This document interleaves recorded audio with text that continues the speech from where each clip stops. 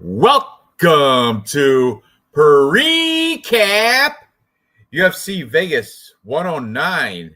Dolidze versus Fluffy Anthony Hernandez. Oh, this is the chalkiest card I've seen in a long time, Barry. You're going by that moniker today, huh? But you know what? Take all the favorites. Show over. Good night. See you next week. I'm just playing. But really, if there's going to be a card where all the favorites win, I reckon it's probably going to be this one because I did find a couple spots where I can take underdog picks, but boy, this says it's like a Bellator card, you know what I mean? Or it's one of those where crazy odds, but I don't think all the favorites were going to win. I think there's going to be someone's going to shit in that all favorite parlay, which of course I played an all favorite parlay and it pays back plus 2,000. I think that's if you get every single fight, all the favorites win. I think my $10 bet pays back $200. So really, it's not even not bad. But yeah, it's not bad, but I don't think it's going to happen. I mean, when last time all the favorites won, I think was back in Paris. And it has happened a couple times where it's all favorites, but lately it's been, the old fighters in the past couple weeks, right? It's been aunties and uncles. That's what they're calling them, unks and aunties. We got an auntie on here, I think, that this card that might pull it off. But anyway, let's thank goodness. There you are, buddy. I'll wait for you. Go get ready. Now we can. Oh, what? I just took him off. What a tease. He took himself off because he's out. I can see him in the backstage. He's running around doing some shit. Getting his beer, taking a bong toke. I don't know what he's doing, but anyway, Raw Torque of all our actually I can do that. I can share. You know what? While we're waiting on Dave, I am going to share last week's results because speaking of Raw Torque did the best out of everybody in our little our chat group here that familiar names. So if you guys can see previous event. Oh, sure, Kiwi. But anyway, previous event, here's the last week's event with Tatsuo Taira versus what's his name there? But anyway, Park. As you can see, don't know that guy. That bam, there's Raw Torque. He tied for 8th. So not bad. Well, no, he didn't tie for 8th. He got 8th place because there's all these guys in front of him. That's what I like to see. Us did pretty poorly. There's Ice Viking, Dirty Reg, right in the middle of the pack. Oh, there's Mr. What's his name? Come on. Don't. What's this guy? Lynch. Gerald Lynch. Don't worry. Okay. Yeah, he did all right, middle of the pack. Raw Torque, though. I got to pay attention to what he says. Raw Torque did the best out of us, but the best out of us wasn't the best at all because barely made it top 10. And here's the rest of us down here. MMA Jesus, Johnny K. There's you. BC Dave. Oh, here's me, almost to the end, almost to the bottom. There's Crystal. I miss him a little bit, but fuck him. And there's Kiwi, second to last, but still, it's all good, buddy. It's all good. It'll be fine. We're gonna get him back this week. As long as you pick all the favorites, you should do fine. Dirty Reg, right in the middle of the pack here. I think he did. You're actually upper tier. Dirty Reg was right. I just saw him a second ago. Thought he did better than most of us. Oh, there he is, right above Gerald Lynch. Dirty Reg, no 15th, middle of the pack. It happens. I've been kind of wild, like picking I had a fucking, what was it, McGee over Yon. I've been kind of wild and messy. I'm gonna try to clean it up. All right. Well, anyway, this would be an interesting one.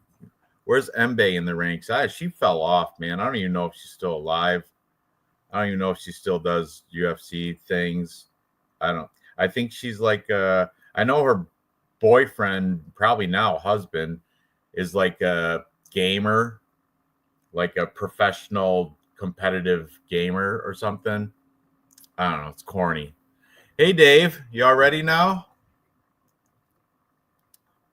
Yeah. But yeah, by the time we get going, I'll be good. All right, good. I'm going to take down, because I got a bunch of crap up. I'm going to take down my face-offs. You got face-offs up? Sure. Get them off there. Clean out get that picture off there. UFC stats, you got those up? Nope. Yep. Uh-huh. Yep. Good. Yep. I'll take them off. Perfect. Glad you're here, Dave. Glad you're here, because I hate shuffling around with all this crap. So anyway, chalky card, guys. Chalky card. But nonetheless, I will find spots to make plus money plays. If we have to prop out, we'll prop out. You know what I'm saying? I hate having to rely on prop betting. Like I said, it feels like such a Bellator card. Like it feels like such it's gross, all these odds. All right. So, you guys ready? I'm ready, man. All right. Hey, Gerald Lynch, 15th last week in the Murderers Row. That's cool. Right there, or nope, 650. Yeah, you tied with Dirty Reg. Good for you.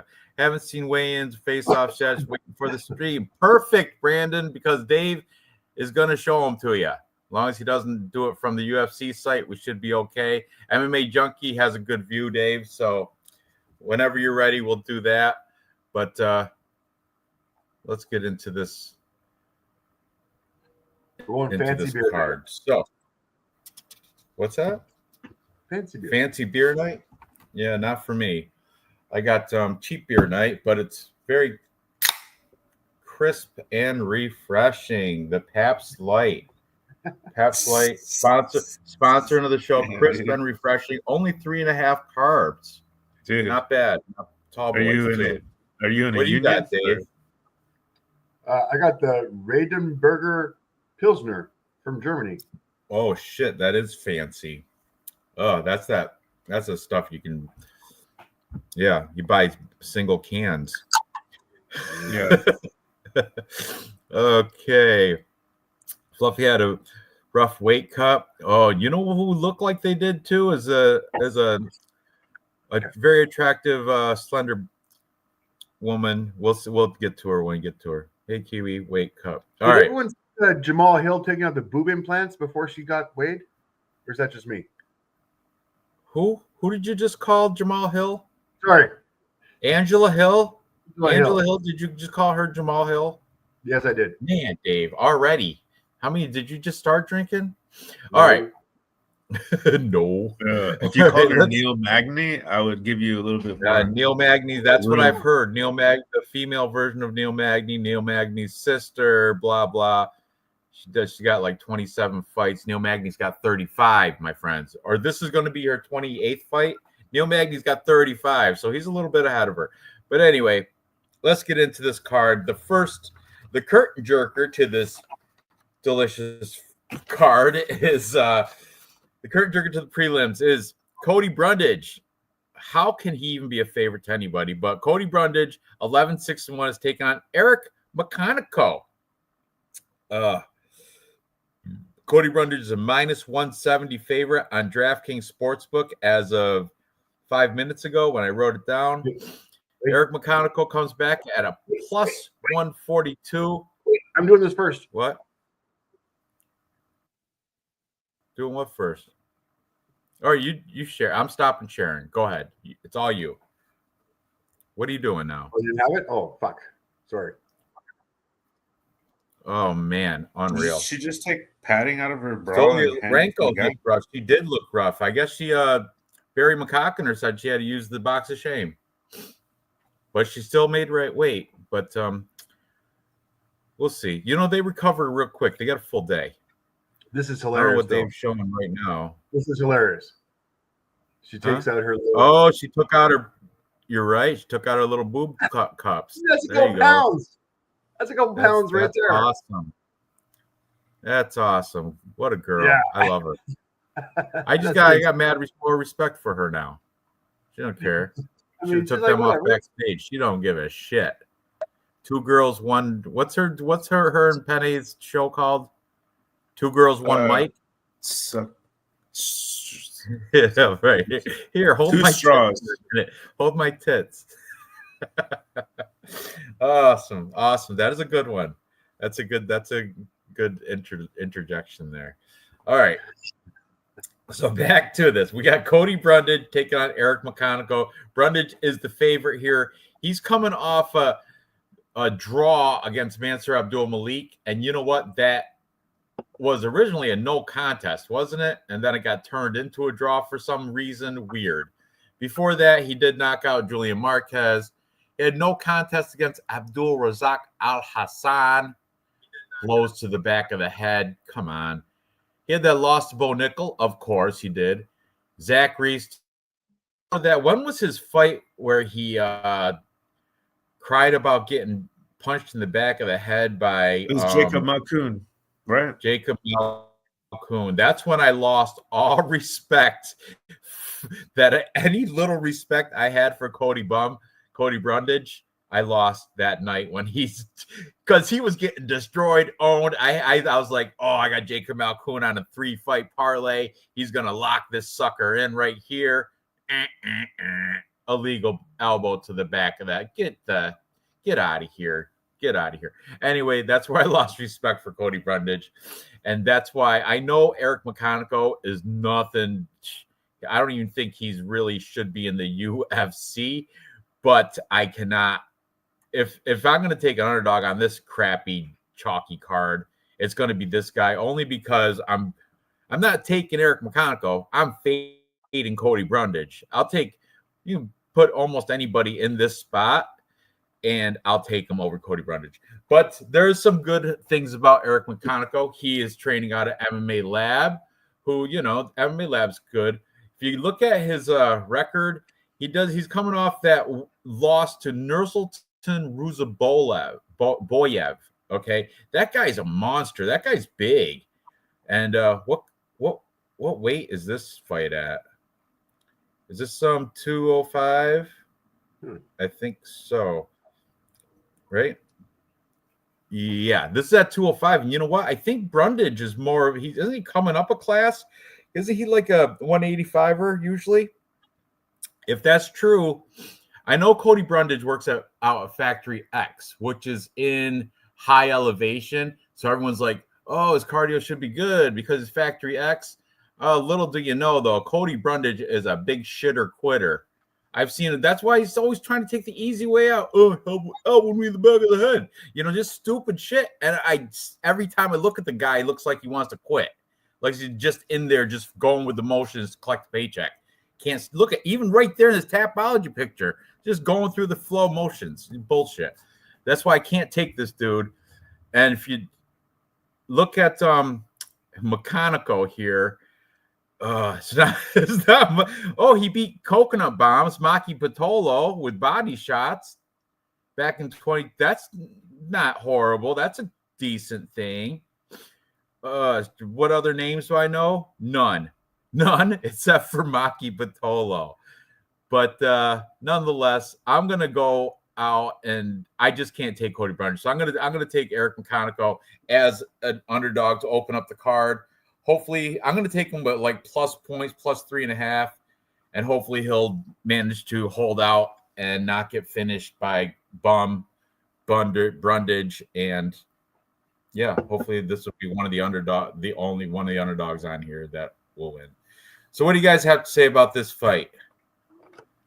Brundage, that's it. Thank you. For some reason, he weighed in at 202, so he didn't even get to 205. But just to be clear, McConaughey, he is coming up a weight class, but he looks really good and he sizes up well. He's fought at 205 before. I know he has. Well, one thing's for sure, he grapples at 205. And that's another thing that I really like is that he's in grappling regularly. People are calling. I'm sure Cody Brundage. I don't know off the top of my head what his accolades are as far as college wrestling, but he's not like, to me, super special with that wrestling stuff. I think he has like a 47% takedown accuracy, which maybe it's less than that because I remember reading it and thinking like, oh, that's not like too crazy. And I'm just trying to look for a reason to bet McConaughey. But if you're being really smart and you like ask me like, what's the smartest bet you could bet? Like, what's the data telling you to do? I'm gonna say that it's Cody Brundage inside the distance.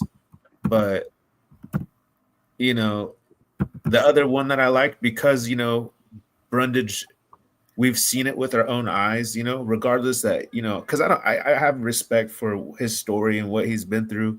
You know what I mean? He's lost like a child or something like that, or his child's sick or something like this. You know what I mean? And he always has like a sour puss face and, but I did lose a lot of respect for him for that Malkoon fight. And he showed the whole world and doesn't care. He'll quit. He'll look for a way out. He'll take a chance on a fight. If like there's a DQ opportunity, he doesn't know if he's going to get the DQ or the win by, DQ, I guess, or it's gonna be a no contest. He'll take a chance. He doesn't care. And so just for that reason, I could never pick Cody Brundage. But there is a plus 800 that I like for the sub from McConaughey, but that's still like really degen. But I just wanted to put something out there because it's the first fight and I want to give you guys something. So I would say plus 800 on the sub play is what I would pay. I got McConaughey anyway. I agree with JL. Cody being a favorite is laughable. That guy is such a bum. I can't stand. I don't even like looking at the fucking dude. Cody, a company guy, he might get it done. He probably will. He's the favorite, and I don't know. But Dave, can you shed some light on this? What do you got? Oh, I can't. Yes, I can.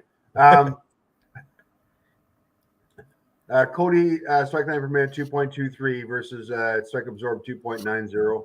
I'm not even going to go over Eric's stats because he's only got one fight and it sucked.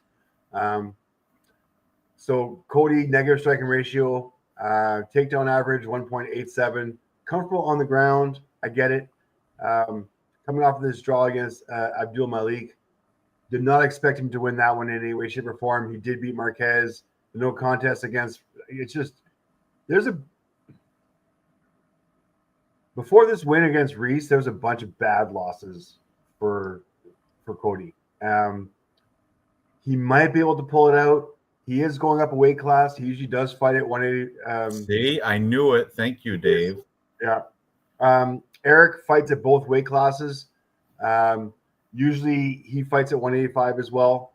These guys, I believe, are both on short notice. Chat, help me out here.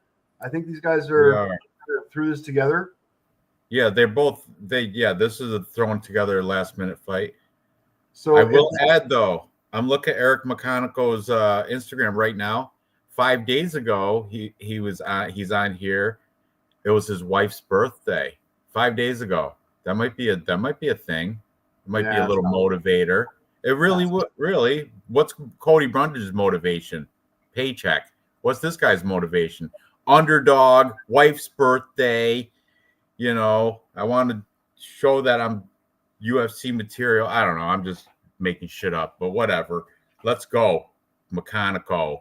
What I do like about him though is that he does finish fights. He will have the reach advantage in this fight. So as long as he can keep the volume up, and I think Cody is just. I'm not putting money on Cody, and I think this is one of the reasons he's one of the curtain jerkers of the fight night. This is all they can get him in at. So once again, I'm going to agree with you. I'm going to fade Cody as opposed to bet Eric, but I do like the stats on Eric. I mean, he is a big guy. He does have the reach. He is active. It's a coin flip. And as far as the odds go, you're looking at plus 140 versus minus 170. Minus 170 against Cody Brundridge should be a fight against me. You're not going to find better odds on any fight on this card. There's no closer money line odds than this fight on this card. Is that embarrassing or what? Well, what it is that, I mean, this is a coin flip, and I really do believe that the bookies are really giving Cody more credit than they should. Yes, he's got the UFC experience. Yes, he's the UFC vet, but just on the downward spiral. So yeah, I kind of like Eric as a fucking scratch off on this one. Sweet. I'm with you. I don't like Cody on this one. Let's put it that way. Mechanical. Let's go, Mechanical. Let's go, Mechanical. All right, and Barry McCocken, our Real Fight Picks, is on Cody Brundridge. No, come on. I'm on Eric McConico. I like Cody, except he's a fucking bitch. I thought you said your pick was Cody Brundridge. No, I can't. Okay. All three of us then on the dog. Let's go, Mechanico. And I'm picking him by decision, just so you know. I hope he knocks Cody Brundridge right the fuck out. He's not going to. He's just going to piece him up, and Cody's going to turtle up. Cody Brundridge is a bitch. He's a little bitch. I think he might get. I just hope it doesn't go to wrestling because Cody Brundridge does have wrestling in his back pocket. Yes. Sucks at it, but he does. He used to be good at it back in college. Anyway, moving on up the card. Next, we have a nice female fight. We have Gabriela Hernandez. Is that her name, Gabriela? Taking on Julia Stoliarenko. Julia Stoliarenko, everybody knows she's a one-trick pony. All she can do is armbar. However, at plus 340, I'm willing to think she might. Look at her pattern. Win-loss, win-loss. She's due for a win next, coincidentally. But Hernandez here is, on paper, definitely the better fighter. I'm sure when Dave goes over stats, he's going to explain that because Stoliarenko's got poor volume. She can't strike. All she's got is that stupid armbar, but she is a black belt, and she did do like other styles like of fighting, like what's that? Starts with a W. Why? I forget. It's like it's like MMA, but like the rules are a lot looser. Why? I'll figure it out. Because you know who else does it? Tabitha Ricci does it too. It was it's over in Asia. Let me see. It's called Lethwei in Japan. That shit is that shit's different rules, but it's tougher. It's like more. It's harder, I think, than from what I heard. Lethwei is more difficult than MMA. You're a lot easier to get hurt. But man, does she got a ton of red here. But the red is all by names you know. She got beat Yana Santos, Julia Avila, that's the Raging Panda, Alexis Davis, Chelsea Chandler. You don't want that loss. Luana Carolina, that's okay. But she's beat people like Molly McCann with an armbar, weird. Jessica Rose Clark with an armbar, weird. And before that, look, armbar. All her wins are by armbar. Oh, look at that shit. Unbelievable. Everything's by armbar. That's all she does is armbars. But it's kind of impressive.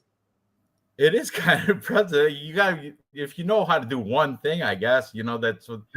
It's better to know one move 10,000 times than 10 moves 5 times. You know what I mean?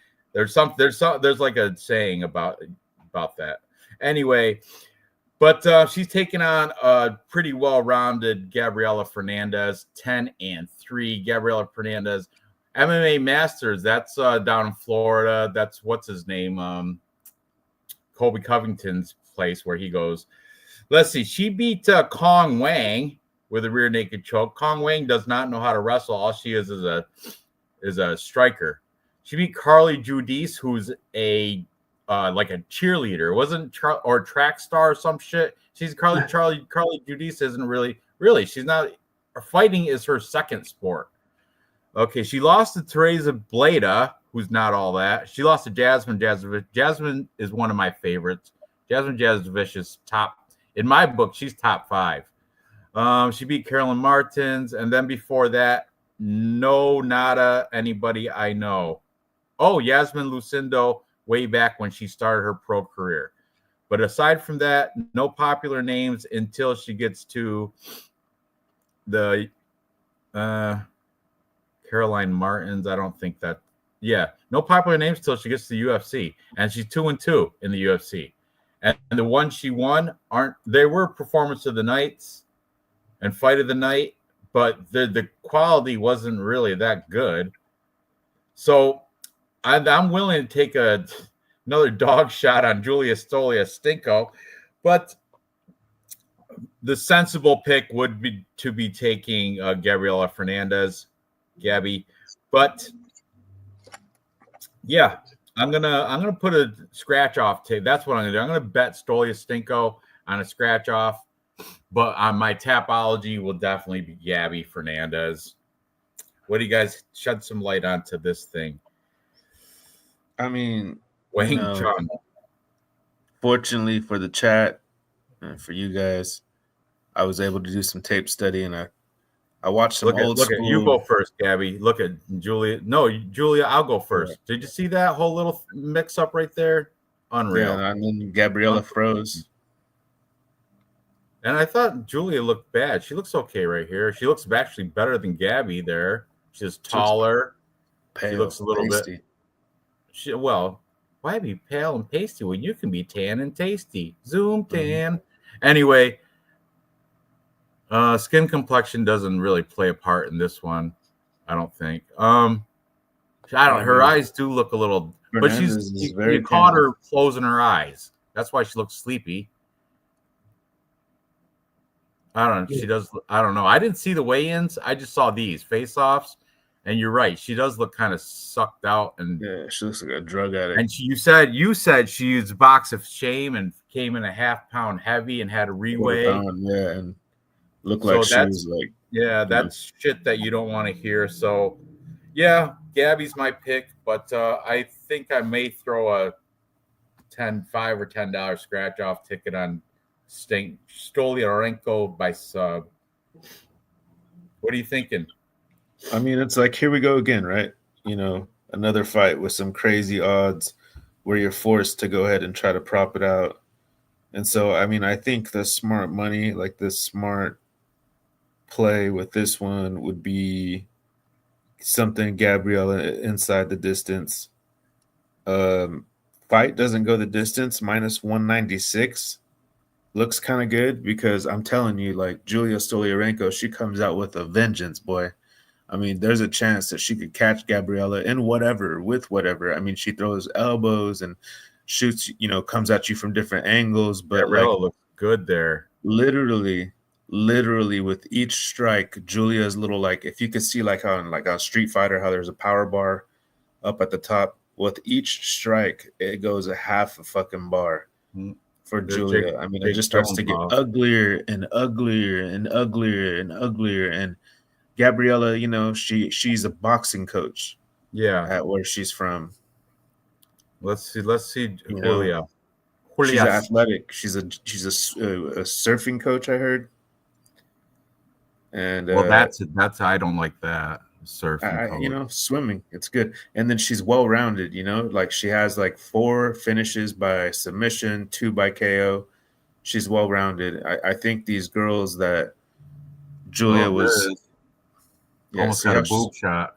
See how weird she looks? Well, she's sucking weight. She's blowing out the shit out of her lungs too. But I mean, what's weird is like she's always had issues. She fainted one time, but she did make 115. Yeah, she sucks. But I don't know. She can. She made it though. Look at. Oh, right there, she looks horrible. Looks horrible right there. She got 1 round, But I mean, it's possible. So if you want to get super crazy, you bet Julia round 1. But I think the sensible pick is, that minus 196 is cool enough for me to take. That fight doesn't go the distance and put it somewhere, but I would take something like Fernandez inside the distance by KO, or is there a sub one by KO or sub? Do that one. Well, she's not going to sub her. Well, I don't know. No, Julie's got a black belt. She's got a black belt. She's not, I know she only does arm bars, but she does have a black belt. Julia's not she's not cut out for the UFC. What, Dave? Is there a height requirement for fucking managing the curtain? She's looking at her ass right there. I'm just saying. This is one of the hiring standards for fucking the UFC. There should be a height requirement for hand the curtain, that you're below the curtain so you can't look inside, because look at this girl. This girl's fucking, she's tall enough to look inside the curtain. She doesn't want to see things. She's like looking away. This one here is perfect. I'm just suggesting, UFC, if you're going to have somebody to handle the curtain, make it somebody this height. It's going to work. It's just, it avoids this awkward, look how awkward this girl looks. Sorry. I like the one in the red. I know we do, but I mean, anyway, Julia Stoliarenko, I'm on her Instagram. 1 week ago, she was with Pani Kianzad. If that's a tough 28 European girls reunion, and she is in a practice gym with her. She's not sweaty, but she is in practice clothing, and yeah. But that's about it for training videos. There's no training or nothing. It's just a picture with her, Pani Kianzad, and like 2 other people. And that's it. Until, recent crap. That's it for recent stuff. Anyway, you got to take Gabby Fernandez. That's that. All right. I take female fights to go the distance. When they do finish, I'm pleasantly surprised. Gabby by decision for me. Me as well, Dirty Reg. Me as well. I really want to take a shot on Julia by armbar, but not after looking at that weigh-in. Jesus, looked like death warmed over. All right. So what are you guys doing? We're all on Gabby, right? Moving on. I didn't even get a chance to say anything. Go ahead. Go ahead. Give your argument for. I appreciate it. All right, let's go over some stats real quick. Okay. 3.46 versus 2.49. Advantage Gabrielle on the volume. Psych absorbed 5.50 versus 4.54. I'm gonna go even striking ratio on these two. Gabriella might have the more volume. On the ground though, Julia's got the advantage. She really does. Takedown average 0.93 versus 0.56, which is not much. Takedown accuracy 18%. So Gabriella is not trying to take anybody down. Let's be honest here. If the opportunity arises, she'll take it. Takedown accuracy for Julia is 27%. Same thing here. Takedown defense, but I mean, this is her game. This is what she does. As soon as she finds an opportunity, she can sneak that in there. Takedown defense 60% versus 54%. The submission average. You cannot fade that armbar. I'm sorry. If there's just one slip up and that armbar goes in, I'm sorry. So you guys are all looking at the huge Gabriel Fernandez at minus 100, which, let's be honest, she should be a minus 200. This is overinflated. Plus 300 should be a fucking maybe plus 150. I ain't putting any money on this chick, but I will put a scratch off on Stoliarenko by submission. Yeah. I'm looking at Gabriella's Instagram right now. 4 days ago, she's hitting pads at MMA Masters. Don't care. Don't care. I ain't putting any money on her, not at those odds. But at plus 600, Stoliarenko by submission, to sneak that armbar in when she's getting her ass ground and like she'll be on her back, getting ground and pounded, and if she can somehow manage to grab that wrist and flip those hips up, plus 600. What's Gabriella round 2? Just curious, because that's a round she likes. Plus 400. Yep. Yeah, this Yeah, I card can't is do so that. chalky. You have to either take dogs or props. That's the only way you can make any. This has to be a pass because I can't. If I have to be that specific, you know what I mean, to try to make some money, like this is a pass for me, man. This is a go. Yeah, And me as well. You don't know just you're don't alone, pass on like it. Brady. I'm passing on so many of these fights here, but all right. So you guys ready? Moving on. Next we have the welterweight fight between Uros Medic, the doctor. He changed it. The doctor, Uros Medic. He's not a real doctor. Stupid. He's just going out playing off his last name. Taking on the RGV bad boy, Gilbert Urbina. Medic is a sizable favorite at minus 340 on DraftKings Sportsbook. And Urbina comes back at plus 270. Okay, let's go a little background. We'll start with the favorite in Medic. He is out of Alaska FC is his regional scene, which you don't want to be the guy like who you know who else is from there? Jordan Wright is from Alaska FC. Oh, there's one good fighter from there. Khalil Roundtree, isn't he from Alaska FC? I think he's like the only him and Uros Medic are the only two good fighters to ever come out of that regional scene, Alaska.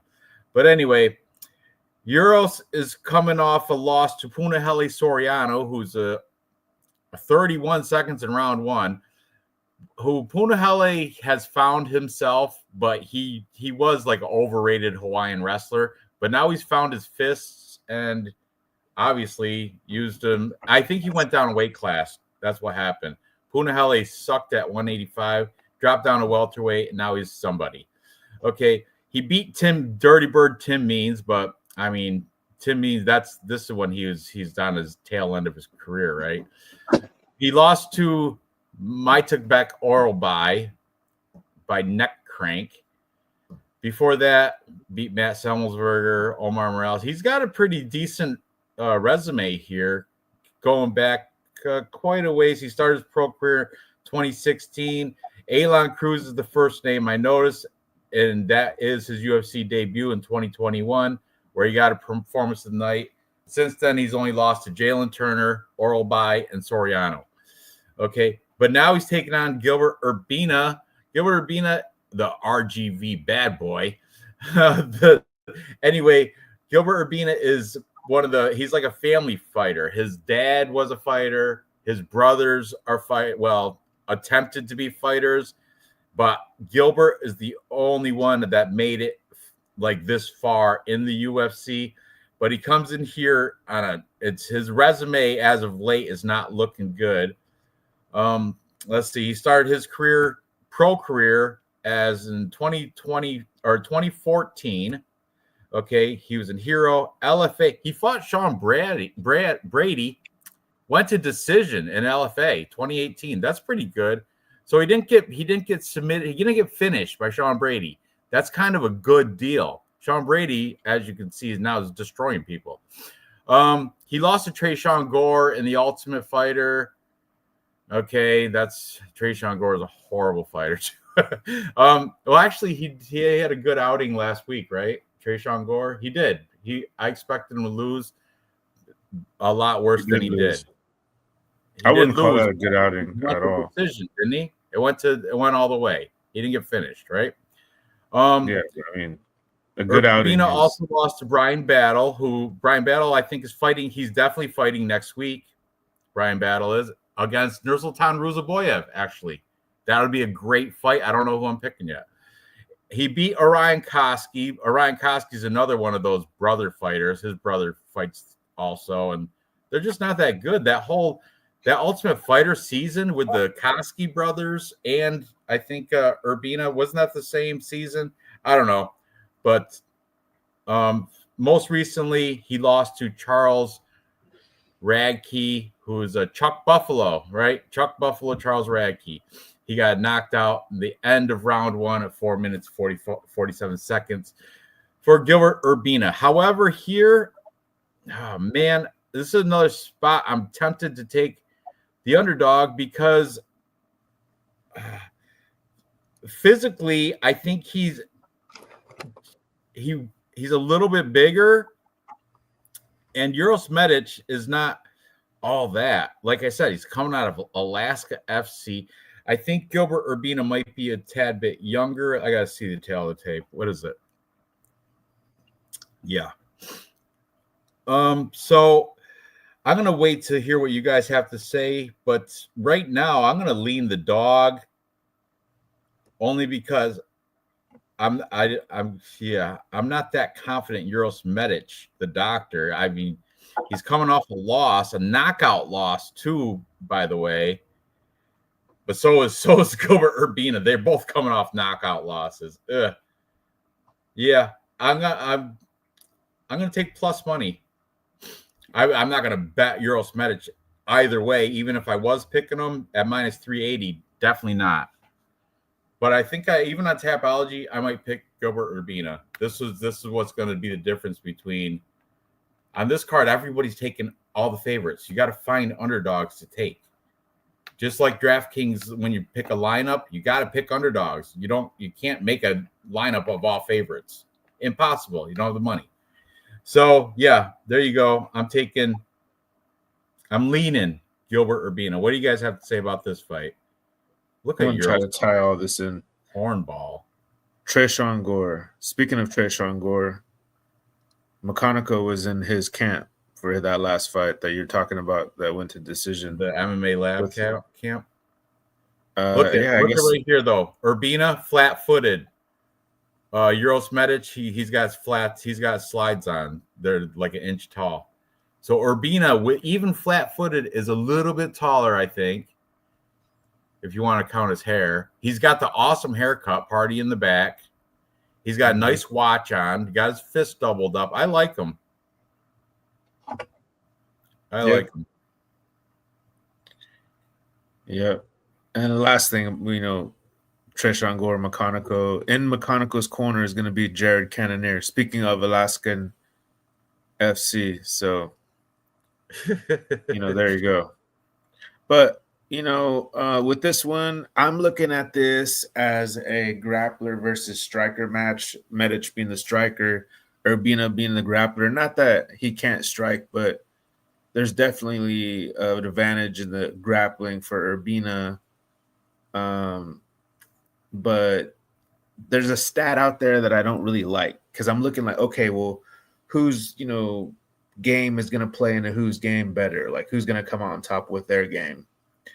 And like you mentioned, that's actually something that crossed my mind. That season of the Ultimate Fighter was the Temu season. That was the Sheen.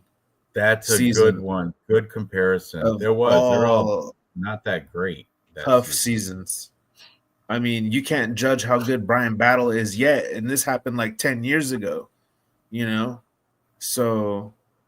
I don't want to pick Urbina for nothing, and Medic is such a huge favorite, but Urbina's been knocked down 3 times in the last 3 fights.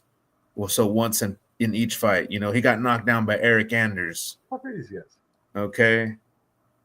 So, I mean, his chin isn't the most chinniest. I don't think he's been knocked out more than like once or something, but he's still been knocked down. And you could tell in his face, and all his brothers failed. I mean, he's probably just the next failure. So, for that reason, give me Medic by KO.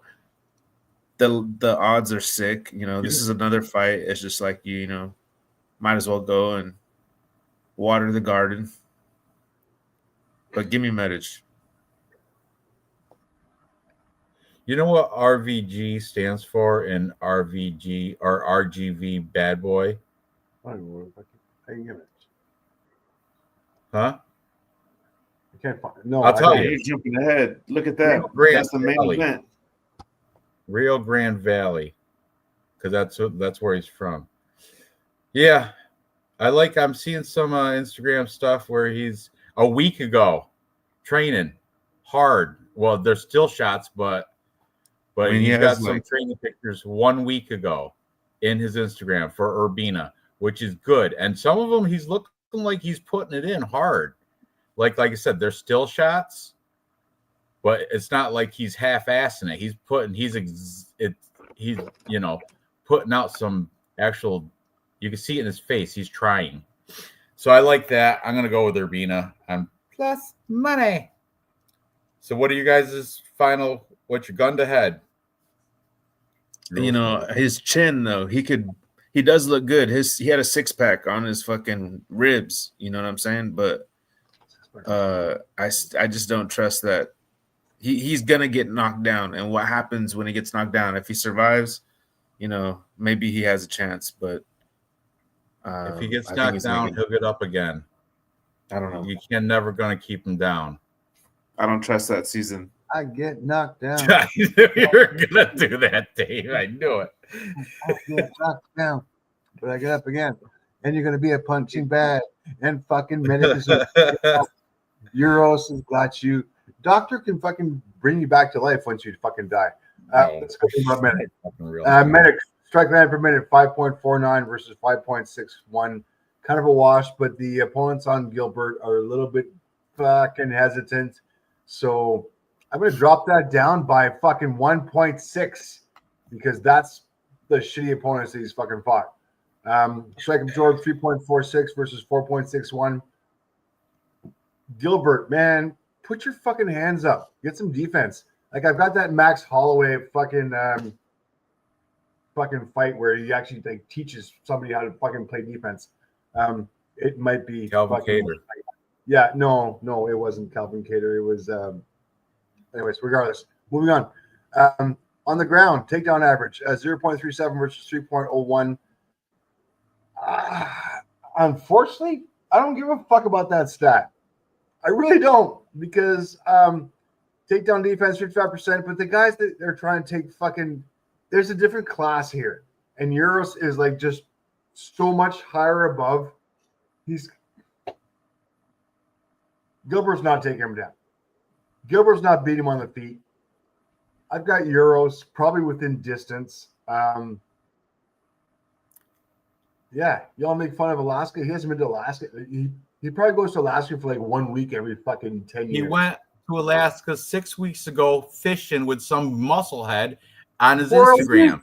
So, he goes back there. For a week. How do you know? Did you stay with him? I think he was up there for fucking a month, Dave. No, I think he was fishing in Alaska for a month.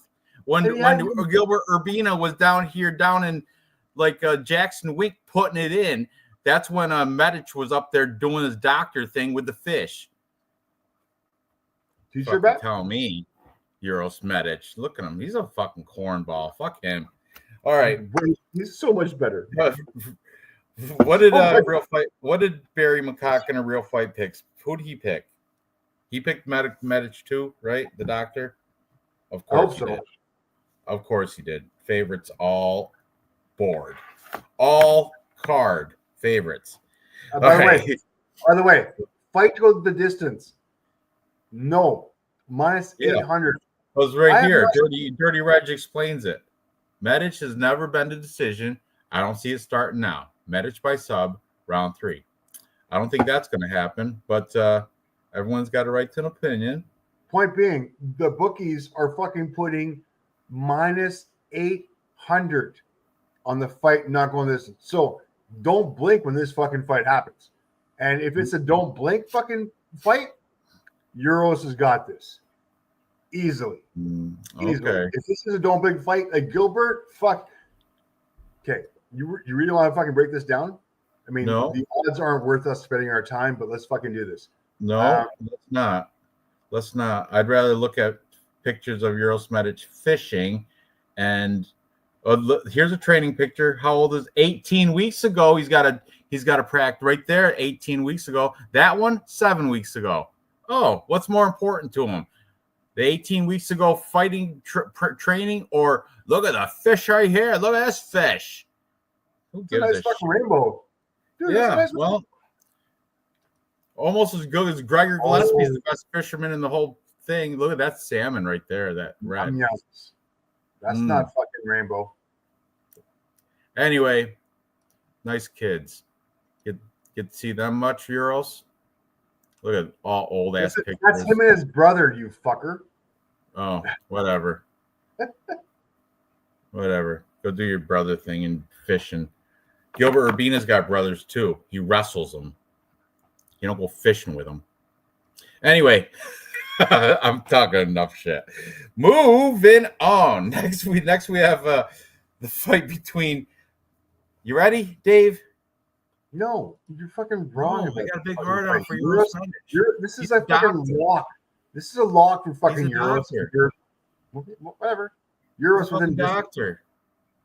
Doctor within distance. Let's move on to this chick fight. Yes, let's do it.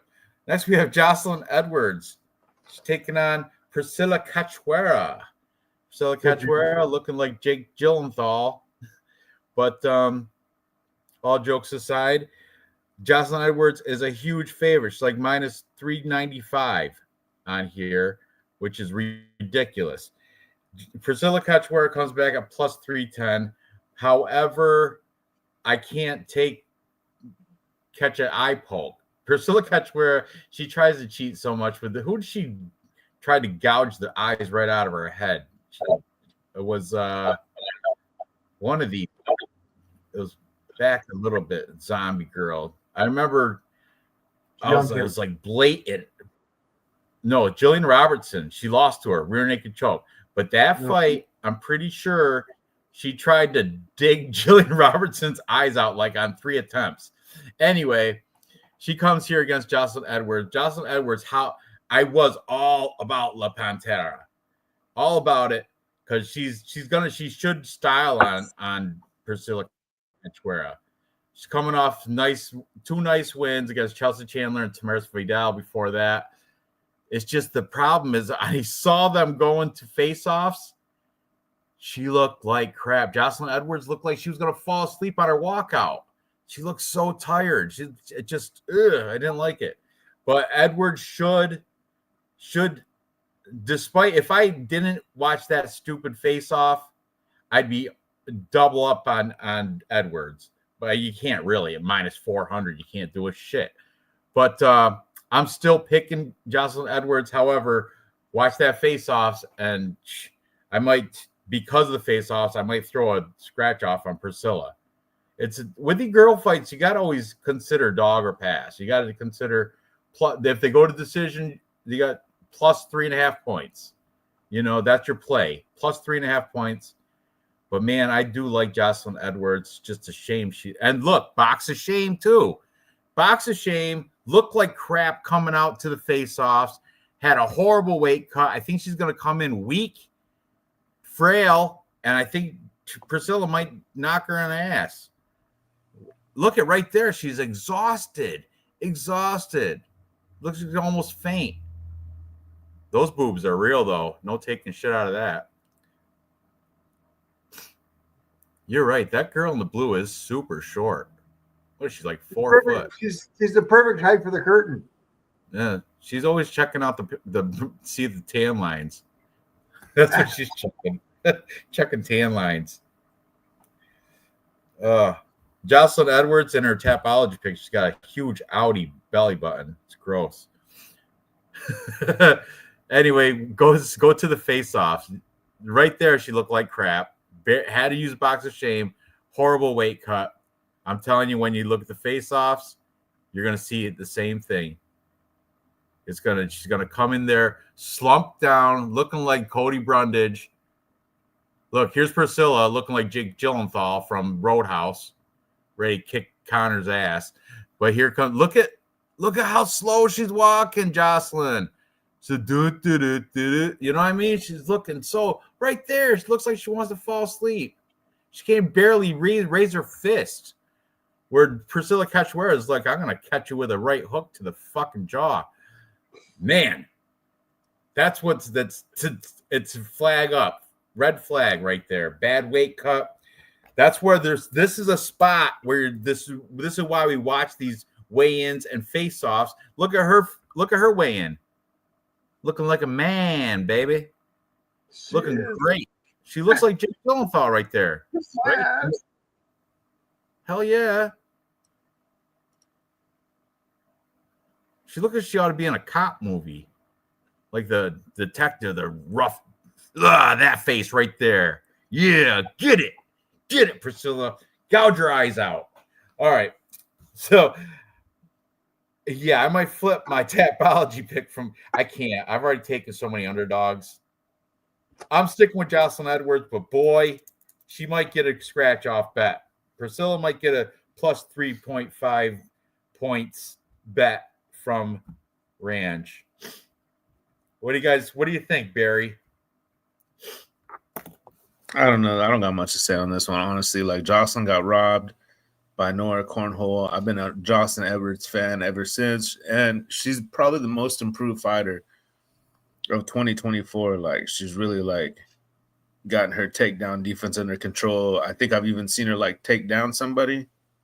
You know, she just really, I think it was Cornhole who she took down, and she's, just super well rounded. I think Cachueta has a Hail Mary. You know what I mean? She's gonna need to land a Hail Mary, and I don't know. I don't want to interrupt, but I didn't verify. I heard though, her main training partner now is Valentina Shevchenko. And yes, on Instagram, it shows her shooting guns with her. There's Valentina Shevchenko and there's Jocelyn shooting guns together. That's a good, if you're training with Valentina, I mean, they're shooting guns together. I would imagine they're got to be rolling together too. Hopefully they're in the same. But it's like a girls' fight, and it's like right minus there. what, 400? You know what I mean? So that's a good thing to be seen with the GOAT of the division of the female, mixed martial arts. There she is. But I'd rather see her in a cage with her rather than shooting guns. Can't bring a gun to the cage, can you, Jocelyn? You can't. And that poor weight cut. Oh, what's this? What's right next to it? Nope. See, she got a practice picture right before it, and it's not with Valentina, it's with old dude. All her training pictures are with old guy. Extreme Couture. Who? Extreme Couture. Who's that? Is that Randy Couture? No. Extreme Couture is training. Yeah. Right there. Hashtag Extreme Couture. Yeah. But anyway, I mean, and that was 9 weeks ago. Like shit. I'd actually I have her in a couple parlays I made earlier in the week, but man, I wish she just didn't look so shitty on the weigh-ins. But go ahead, Dave. Or Barry, did you finish?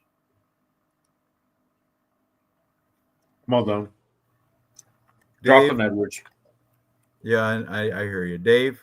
Look at that. That's the what's her name from Nate Diaz's camp there. Is that Chelsea Chandler? Right? Yeah. Yeah. Actually, that worked. That She's a bum. She's a bum. All right, Dave, who we got? Let's go for some stats real quick. Jocelyn Edwards strike rate per minute 4.62 versus 4.03. Advantage also on this one.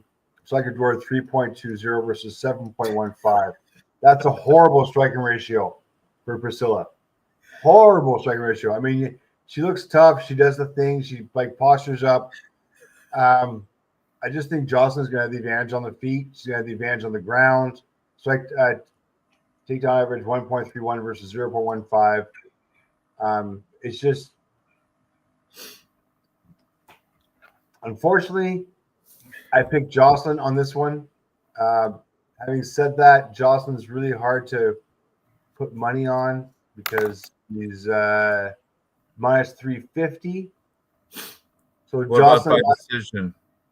Yeah, I mean, even Jocelyn by decision is Jocelyn by decision plus 105. There's your problem right there. Plus money. There you go. Jocelyn by decision. I still don't feel confident though. No, if it goes decision, Priscilla might do it, especially after that shitty weight cut. Jocelyn might go in there as a wafer, as like a no energy, sucked too much weight, and she might go in there as just weak. Priscilla didn't look weak at all. She looked the opposite. She looked tough as nails. That's why.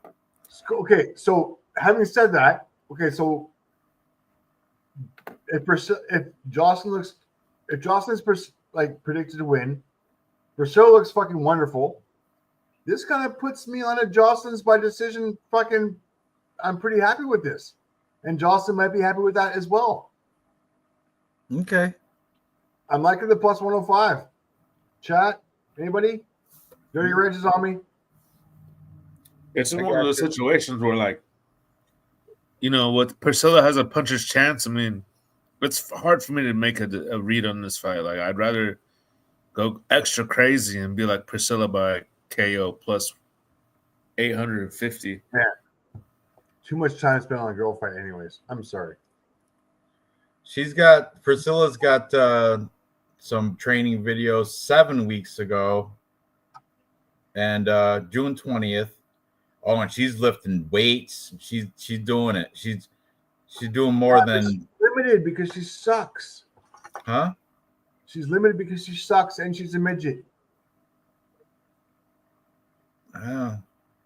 She does have that Easter Island face right there.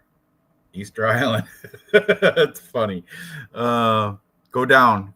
You can see her doing these right there. It's that one with that one. Yeah. Look at I used crack. Did you see that one before it? Yeah, fuck this one. Go back. I didn't even see the other. Go to I used crack. Look at that one. Guy, pay close attention. World, everybody, pay close attention. I'm going to say, I have a reason to be here. I fight to save lives. Saved my life. I was drug user. I used crack. Oh, crackhead. Let's go, Jocelyn. Fuck this crackhead. All right. Pay the crackhead bet. Okay, pay the crackhead. Pay the crackhead has to be a fucking parlay in this one. I joke. It's just fun. It's just fun. Fuck this. No, pay the crackhead parlay works for me. I don't mind that. Anyways, all right. Moving on up the card. Next we have. Is this the biggest favorite on the card? Yes, sir. It sure is. We have the biggest favorite on the card, Elijah Smith, minus 800. He 8-1, taking on Toshiyama Kazama. He comes back at plus 550. Those odds right there are not live. Though these odds I just got off DraftKings Sportsbook.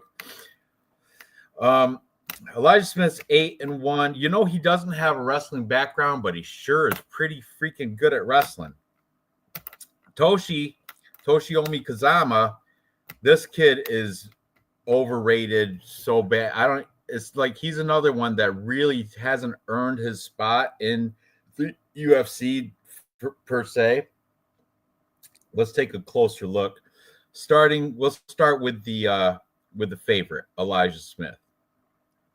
I think this is his second fight in the UFC, I do believe. Let's see here.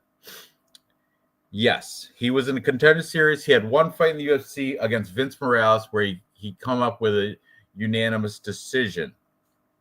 Before that, you look through, I don't recognize any of those names right quick off the top of my head except Vince Morales. Okay, so unproven.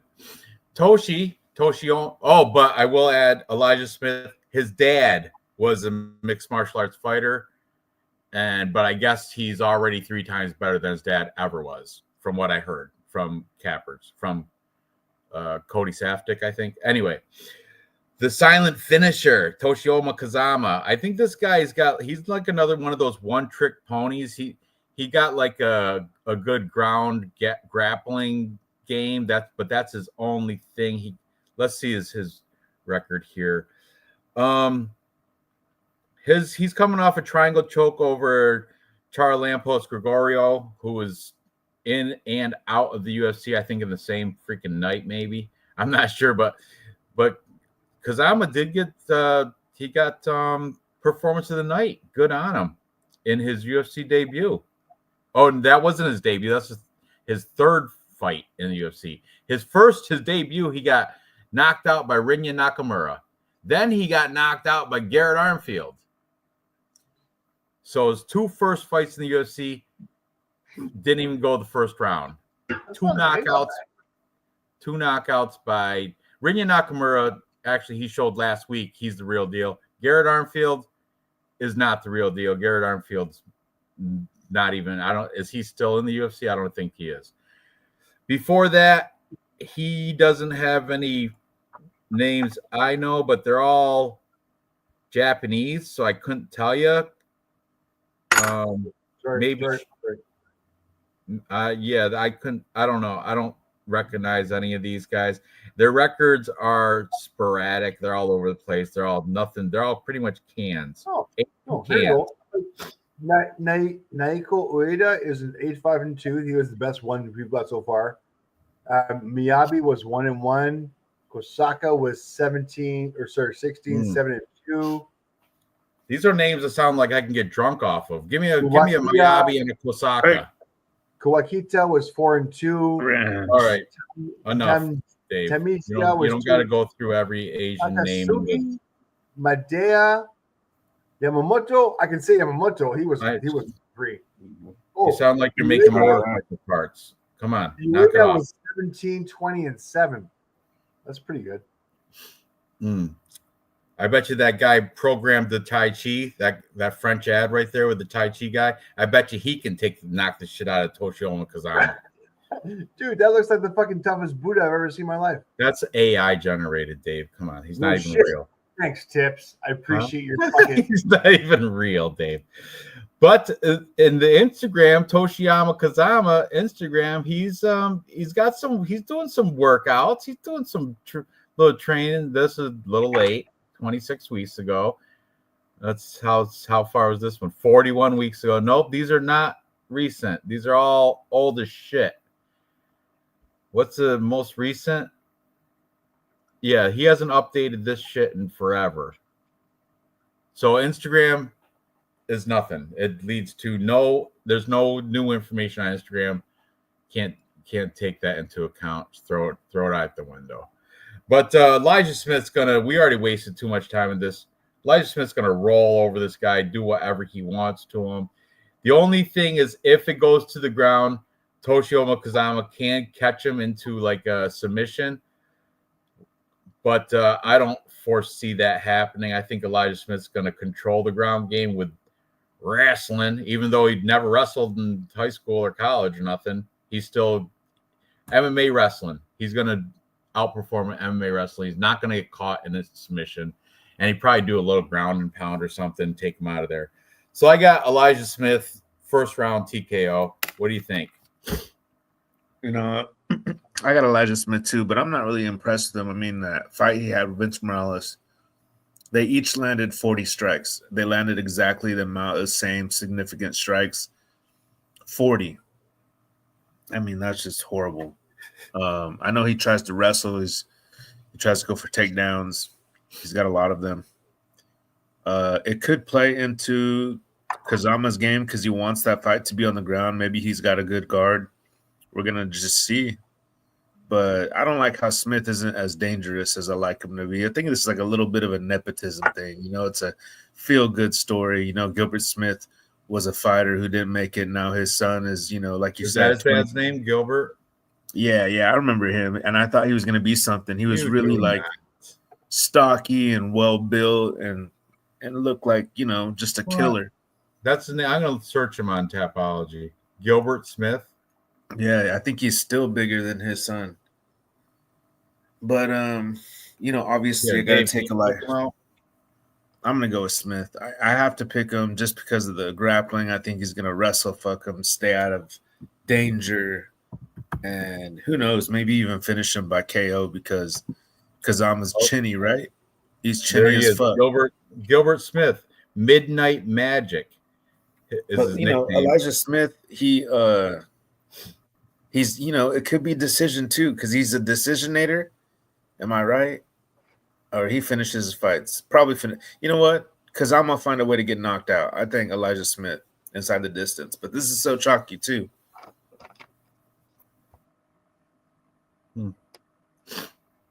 Well, this is real quick before you go. This is Elijah Smith's dad.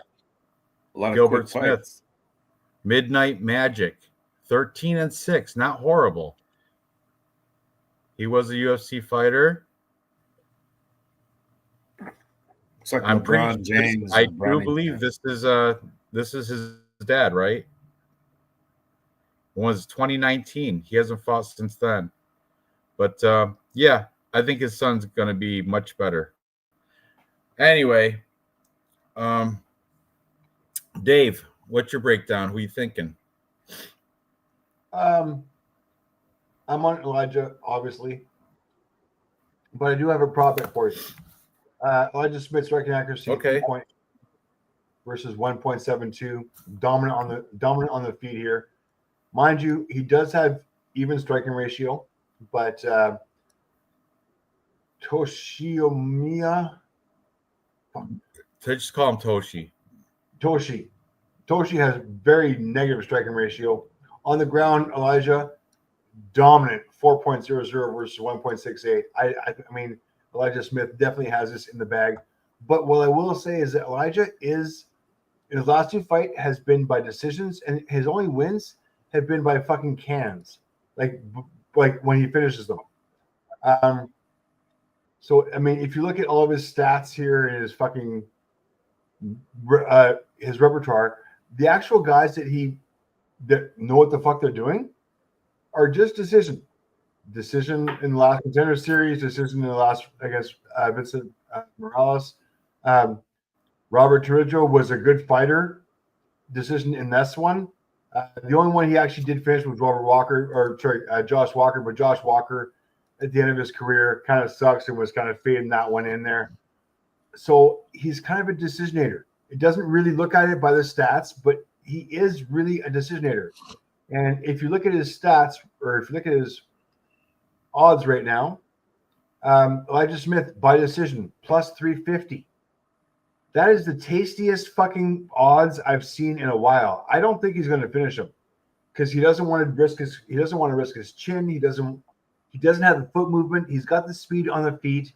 He does have the ground game and the defense. But man, I've got Elijah Smith by decision. Heavy. What does that say? Plus, what's that number? Plus Really? 350. Yeah, plus 350 by decision. And that's my fucking best bet, prop bet of the fucking night. Elijah Smith is a decisionator. I think Kazama's going to get knocked out, though. I think that dude looks like he looks like he's going to get knocked out. He looks like he's weak. Toshi. Look at him. Looks like he get knocked out by a bitch slap, like backhanded slap will knock his ass out. He's moving. All right. Moving on. We're moving on too. Enough of that. Now we have the second widest line on the card. Julius Walker, minus 700, is taking on Rafael Sequeira. Plus, he comes back plus 500. Another stupid chalky line. But we're going to break it down anyway. Starting with the favorite, Julius Walker. Juice box Julius Walker. He's coming off his loss in his UFC debut against Alonzo Menifield. I think that was short notice too. He came in really short notice, and he made a good, showing of himself because he went to split decision with the veteran Alonzo Menifield. Alonzo Menifield, 15-5-1 at the time. He's a veteran. You guys all know Alonzo Menifield. So I think the UFC's like, you know what? You came out, kid. You did your best on short notice against a nice, meaty veteran. Made it to split decision, meaning some of the judges had him winning. So we're going to feed you this kid, Rafael Sequeira. Rafael Sequeira came out of demo fights or some shit that you can't even see any of their fights on. You can't even pull up any old demo fights. And you look through the records, and everybody in demo fights was a can. Look at who, maybe Wesley Martins. Is that a name that I know? I don't know any of these fucking names. And the records The best record I see is 10-6, no 17-9. They're all shit. These guys are shit. He finally gets to UFC and goes back-to-back round 1 losses. One to Ibu Aslan, who was fraud checked last week or the week before, right? The week before, that guy fucking sucks. Fuck him. Lost me a big parlay. He lost all of us. We all picked him on our 3-leg. Yep. Fucking sucks. Yep. Ibu Aslan. Never again. Piece And of he shit. lost to Modestas Bukakas. But that guy, I can't stand Modestas Bukkake either. So fuck him too. But anyway, Rafael Sequeira, he shouldn't even be in the UFC. He hasn't earned it. I don't know how he got in. Maybe he had to jump in short notice against that Ibu Aslan. I don't know. But he will be out of the UFC after he gets owned by Julius Walker. So that's pretty much the easy breakdown here. Did I even go over Julius Walker? I don't think I did. Did I? Oh, I did. Juice box. Yeah, you did. But so yeah, easy picking for me. I'm taking Julius Walker. No bet here because he's too chalky. But that's my pick on Tapology. Barry, what are you thinking? You know, I just want to say one thing. They look like they're 2 different weight classes, though. It looks like Sequeira is a weight class bigger. I mean, I just got to point that out. I mean, to maybe take a stab at the Sequeira round 1, since that's his specialty, you know, that could be cool. If it pays enough, if it's at least like a plus 1,200, you know, that's something I might entertain because he just looks pretty good. Like he just started steroids yesterday and, you know, they're working. I mean, look at that. He looks like a whole weight class bigger. I got a guy wearing slides barefoot. It's too bad that his skill set sucks. That's what I'm going to say right now. I'm going to go with I'm not crazy. I'm going to go with Julius Walker as my Tapology pick. That's my pick. But this is another one. Like, what are you supposed to do with this? That's why I say Sequeira round 1. Because maybe that's the prop I would just fucking, you know what I mean? Like, you got to throw really serious money down. Minus 700 just to make $100. So, yeah, guys, I just got to pass on definitely not a play at all. You don't want to play him. I don't care if he was plus 1,000. You don't want to pick Rafael Sequeira. He hasn't beat anybody. Never, ever. That's fair. The people he did beat, you don't know them. They could be walking down the street right now on Main Street in Fort Plain here in my town. I don't know. Rodrigo Rojo. Come on. Yep. All right. Oh, you're not alone though. I got the plus 500 dog. Yes, MMA Jesus, the dog hunter. I like it. There you go. Walker throws his hands like a female. Does he? To be honest with you, I don't know Julius Walker. I'm just going by what I'm seeing on Tapology, to be honest with you. I can't remember. Who did he fight in the UFC? Oh, Alonzo Menefield. I do remember that.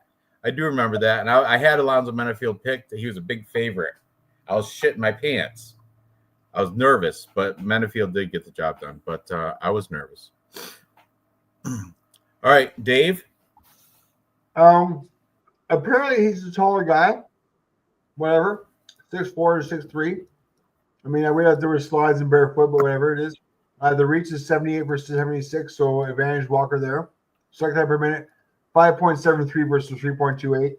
That's ugly. Rafael, you gotta put your hands up.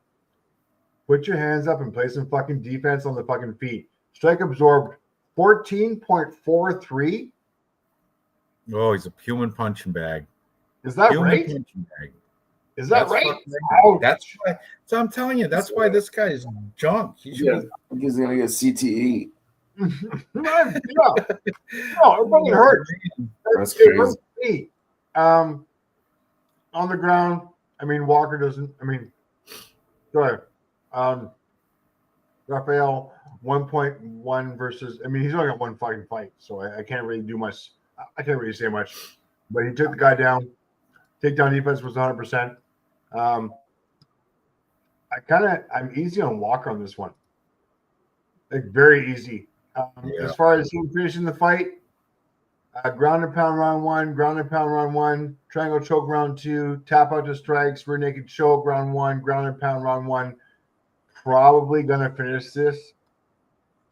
So if you're looking at the stats, let me go over the fucking rate odds here. I apologize. Snap on. Here we go. He is a minus 600, but if you like him by TKO or DQ, he is at minus 188. And let's be honest, guys, this is a prop bet night, so write these fucking prop bets down because that's the only way you're going to make any money tonight. I do have him at minus 188, Julius Walker by TKO or DQ. That's my bet. That's a good play. TK inside the distance, pretty much. Yes. Okay. Or TKO. That's TKO. He's not. Yeah, you're right. He's not going to sub anybody. He's not subbing him. Even if he gets in a position, he's going to. Is Brazilian, so you got to assume that every Brazilian's born with a blue belt. Which will stop the sub, but it won't stop the ground and pound.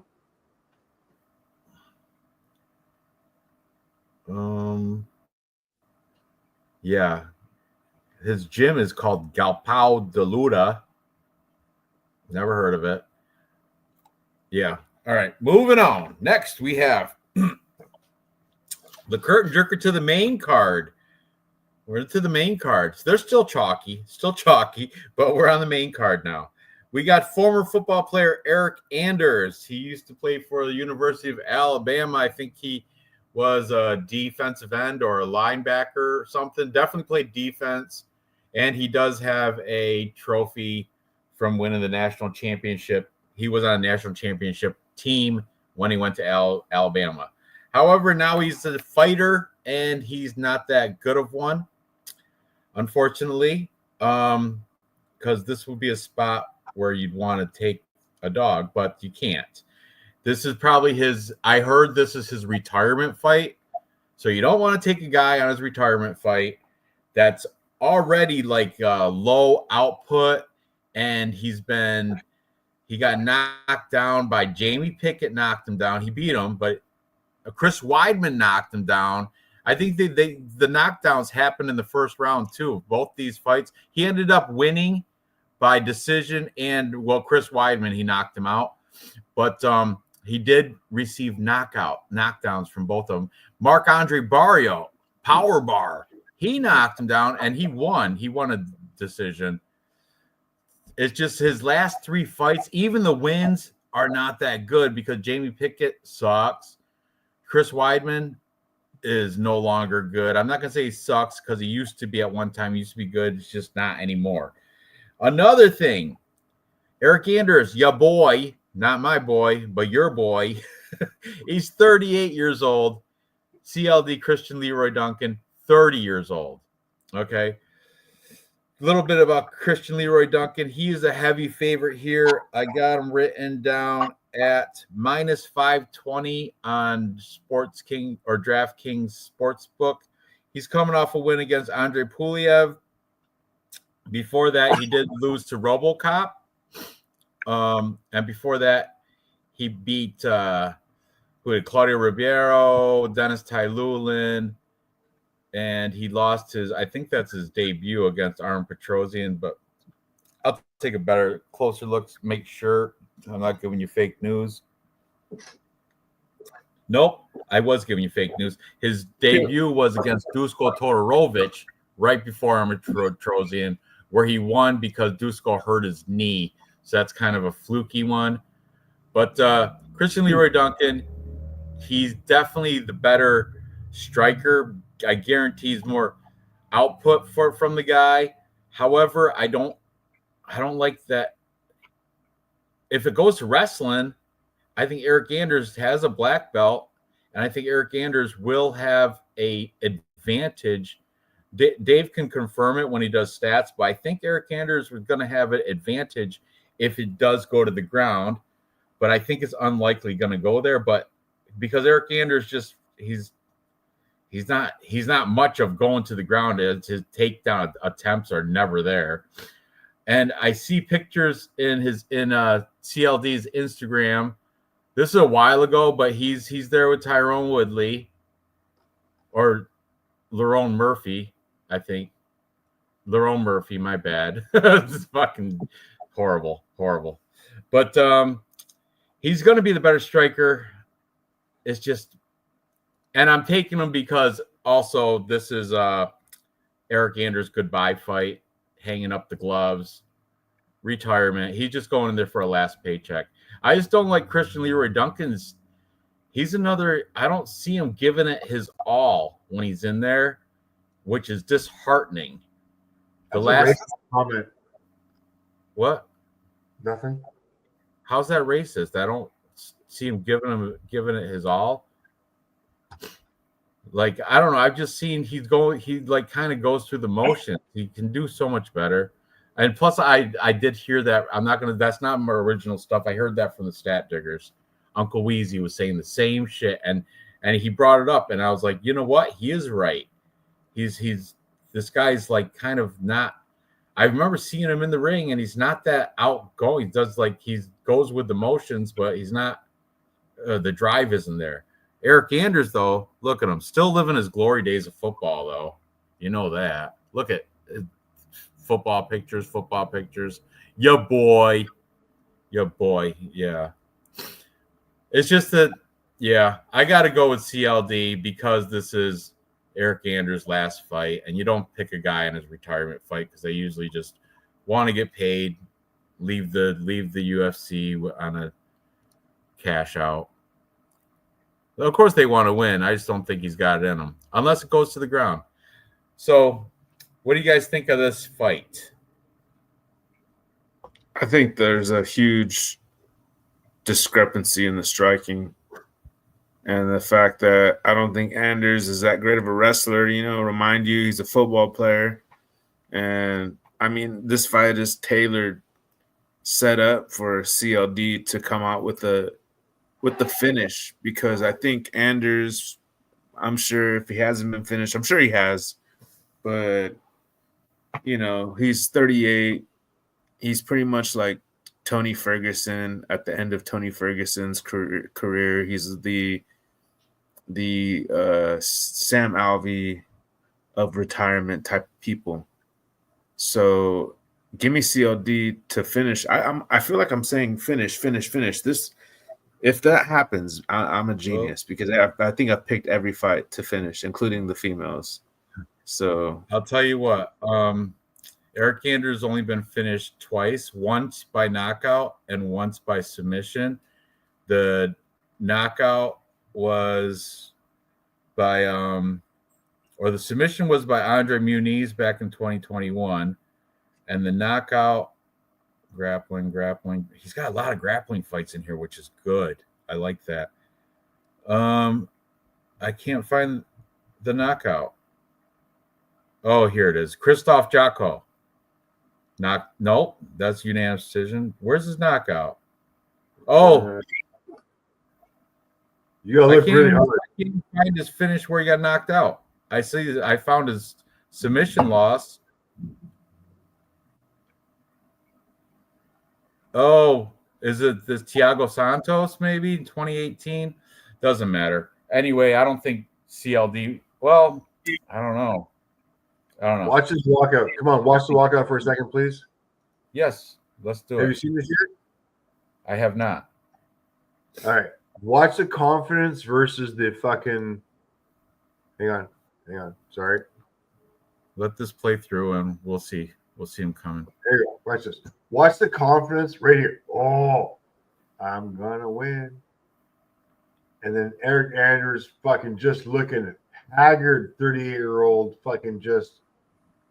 They come back, they're like, why are you wasting my time on the stage? Oh yeah. I love it. Eric Anders looking down. Looking at him in the eye either. Eric Anders going to look in the eye. Staggers off the stage. There's such a and there's no eye contact. He's looking at his tits right there. He's looking chest level. Okay. That's when you know he's cowardice. just watch this walk out and turn around. Just watch his walk out and turn around. I mean, little My eyes are up here, you know. Watch this. Walk, stretch. I don't give a fuck. Let's go back. All right, here we go. Dude, I love it. Oh no, mate, I'm gonna fuck you up. All I can't do this. day long. Yeah, Sorry. fucking all day long. All right, I'm sold. So I got CLD. You want to go over some stats real quick? Sure.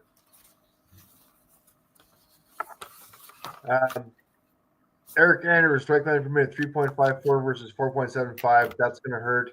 Eric Andrews' striking ratio, 4.05. Negative striking ratio for him versus 3.01. Positive striking ratio for Duncan. On the ground, 1.71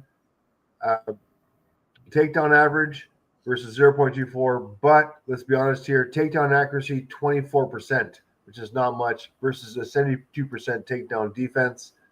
I like my odds there. Eric's not looking to take this down. He's going to try and knock him out, which is going to be a fucking problem. He does not have the height advantage. He does not have the reach advantage. He's going to have issues all day long, like height, reach, age, volume, strike absorbed, takedown accuracy. He doesn't have what it takes to win this fight. I'm on Duncan all day long. Unless he wrestles him. If he wrestles, like Brandon says, and I think that's his only route to victories if he can get it to the ground. Okay, and if you want to go there, Gregory Rodriguez took Leroy Duncan down 4 times and won. Beat him. Exactly. Petrosian took him down once and won, even though, I mean, that is the path to victory. Eric because he's from Wales or something. He's from like England. And English people, no matter what they tell you, they can't wrestle. Yeah, but British can't wrestle. Marc-Andre Barrio fucking took him down. I know. Marc-Andre Barrio is Canadian. How's he going to? Yeah, I'm telling you, Christian Leroy Duncan cannot wrestle. That's why Eric Andrews, if he was come out there, he wants to win, the smart play would be to, he's a football player, tackle him, do a double leg tackle, and then just get coverage and lay down with some hammers. That's Eric Andrews' best path to victory, is use his past football experience and just tackle him like he's a running back. Get him on the ground and then fuck him. Just wrestle fuck him. Anyway, so we're all on CLD. Easy peasy. But, man, yeah, if it wasn't Eric Andrews' retirement fight and he didn't look so old and crippled when he walked out there, like I would throw a scratch off, but I can't even throw a scratch off on Eric Andrews because CLD is going to house him on the feet. All right. Moving on. What are you looking at? Weigh-ins? I'm trying to find him in the weigh-in and see how bad he looks. Who's that? Eric Andrews? Yeah. Yeah, boy. All right. Anyway, I don't have it. Okay, go. Keep going. Go. All right. Moving on. Next we have this one's a rather closer line fight. We have Miles Johns, the UFC veteran, 15-3. Well, I'd say veteran now. He's been in the game for quite a while. Is taking on John Matsumoto, who is in his this would be his 4th fight in the UFC. His debut was against Dan Argueta, where he submitted him. That's pretty good. Then he beat Brad Katona, an ex. They're all together, I think, in Contender Series or something. Brad Katona or Tough House, but he beat Brad Katona by unanimous decision. And most recently, he lost a split decision to Rob Font. But Rob Font, probably one of the better fighters come out of the Northeast. Now he's at TriStar, but he used to be at the New England Cartel, Rob Font. But anyway, regardless, John Matsumoto is, he's a hot prospect, and a split decision to Rob Font is not a horrible loss to have. And that's why he is a minus 250 favorite over Chapo Miles Johns. Miles Johns, he's coming off a unanimous decision loss to Felipe Lima. But prior to that, he beat Douglas Silva de Andrade by decision, Cody Gibson by this unanimous decision. Dan Argueta was what was that? No contest or something? Overturned to a no contest. It was original. Oh, that's where he got steroids. That Dan Argueta fight, he won, but then they overturned because he was on Tyranobol or something. Some of the good stuff. That good stuff. Good. The good. But anyway, Miles Johns without the good, without the Tyranobol, without the steroids, is not going to beat John Masamoto because Miles Johns is 6 years older. He's unfortunately his stand-up cannot hold a flame to John Masamoto. However, here's another one. If they just use the game plan of wrestling, he would win. Miles Johns actually won the Kansas State High School Wrestling Championships when he was in high school. Kansas State, best in the state, high school wrestling champ. I hate fading high school wrestling champs, but I love fading the ones that don't wrestle anymore. Miles Johns hasn't wrestled in forever. He coulda, shoulda, woulda, and he probably would have a better record than 15-3, which isn't a horrible record either. So, I mean, there's still I can still see ways Miles Johns can win, but I got to go with the favorite here.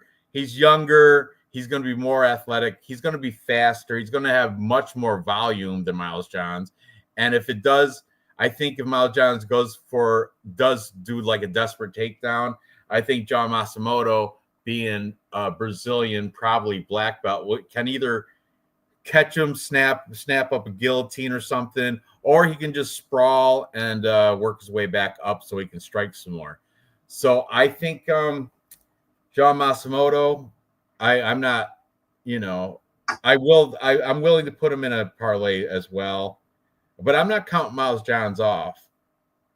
I just wish some of these wrestlers would use wrestling and they would do so much better. But I don't see Miles Johns doing that. That's why he's going to lose. What do you guys got to say about this fight?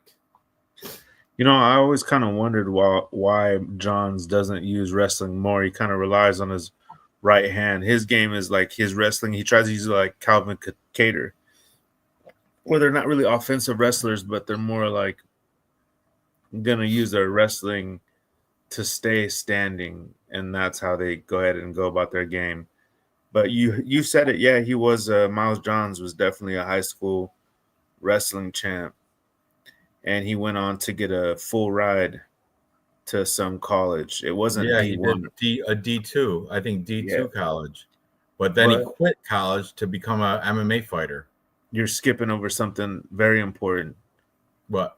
Very important. You're skipping over the biggest part of that whole college career of Miles Johns is that he set out for a season because he had a major surgery. And that kind of started to make sense. Like, okay, maybe this is why he doesn't really implement his wrestling. And if he can't implement... Hot take. I didn't know any of that. Awesome. Yeah. He sat out a season. Do you know what the injury was? I don't know what the surgery was, but that was part of why I think he stopped going to college. I think he couldn't... Circumcision? He couldn't wrestle the same. I have to look into it. Yeah, but this is you guys can trust me by now. I'll try to go ahead and find some sources for you. But Johns gets smoked here more than Bong and Dave's Colorado ski lodge. Hell yeah. I got Gene Canada. This is kind of easy. Dave's Canada ski lodge. Canadian ski lodge. Dave wishes he was in Colorado. Fuck no. Huh? Fuck no. USA. I live here for a reason because I want to. Huh? It's fucking hard to live here. Yeah. I don't have to live in America. I get to live in America. Yeah. Where you live, Dave, the cost of living is just, you got it too easy. You don't pay taxes, What? Your groceries are, chicken's probably $1.99 a pound, Do you know where I live? You know, He's gasoline, living your upstroke, petrol. so You call it he's in the petrol? Is that what you call it? upper class You call it Canadian. petrol, huh? You guys have seen the fucking house prices where I live. It is- All right, enough bragging, Camp. Dave, who you picking? Or Barry, did you settle on something? Did you say Miles Johns? Give me the healthy one who hasn't had any crazy surgeries. All right, Gene Matsumoto. Jean Matsumoto. I think that might be one of my unranked contender picks too, if I remember. Wow, really? Dave. Easy on Matsumoto. I'll go over the stats real quick. I'm not going to waste anybody's time. Strike rate per minute 3.16 versus 5.18. Ouch. 2.64. So good striking good defense for Johns, but the volume is fucking crazy against 5.40. Negative striking ratio for Matsumoto, but in perspective, it's not a bad thing if the volume is there. On the ground, 0.92 to 2.73. Advantage for Matsumoto here on all counts. I think the weight thing is going to be a thing as well. I like Matsumoto at 135, way better. Avenging his last loss. I don't know if I have him within distance at this weight class. I probably have him by decision, but heavy on Matsumoto on this one. Sweet. All right. So we're all on Jean Matsumoto. Okay, moving up the card. Next we have, this is a good one too. This is probably the best fight on the card, actually. Well, one of them, maybe. We have Andre Touchy-Feely.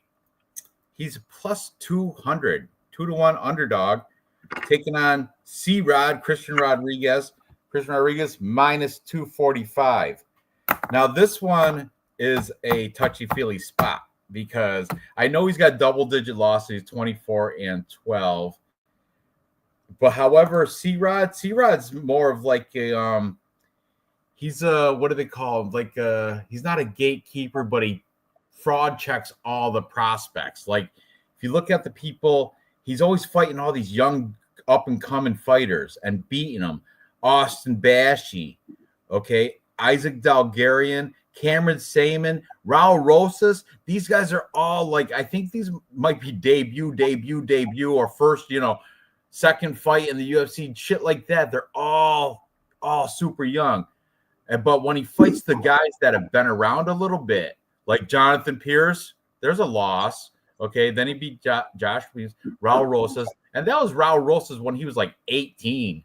Chihuahua, you know what I mean? So that was 2023. I think for real, I think he was like 18 or something at that time. Cameron Saman, another prospect. Isaac Dalgarian, he's not so much of a prospect, but he kind of was. I think he was new to the UFC anyway. Then Julian Rosa, not a prospect, beats him. Austin Bashy, prospect. Melk Costa, not really. He was a kind of a prospect, but he's more of like, he's had like, by the time he fought Christian Rodriguez, he had like probably a good 4 or 5 fights under his belt in the UFC.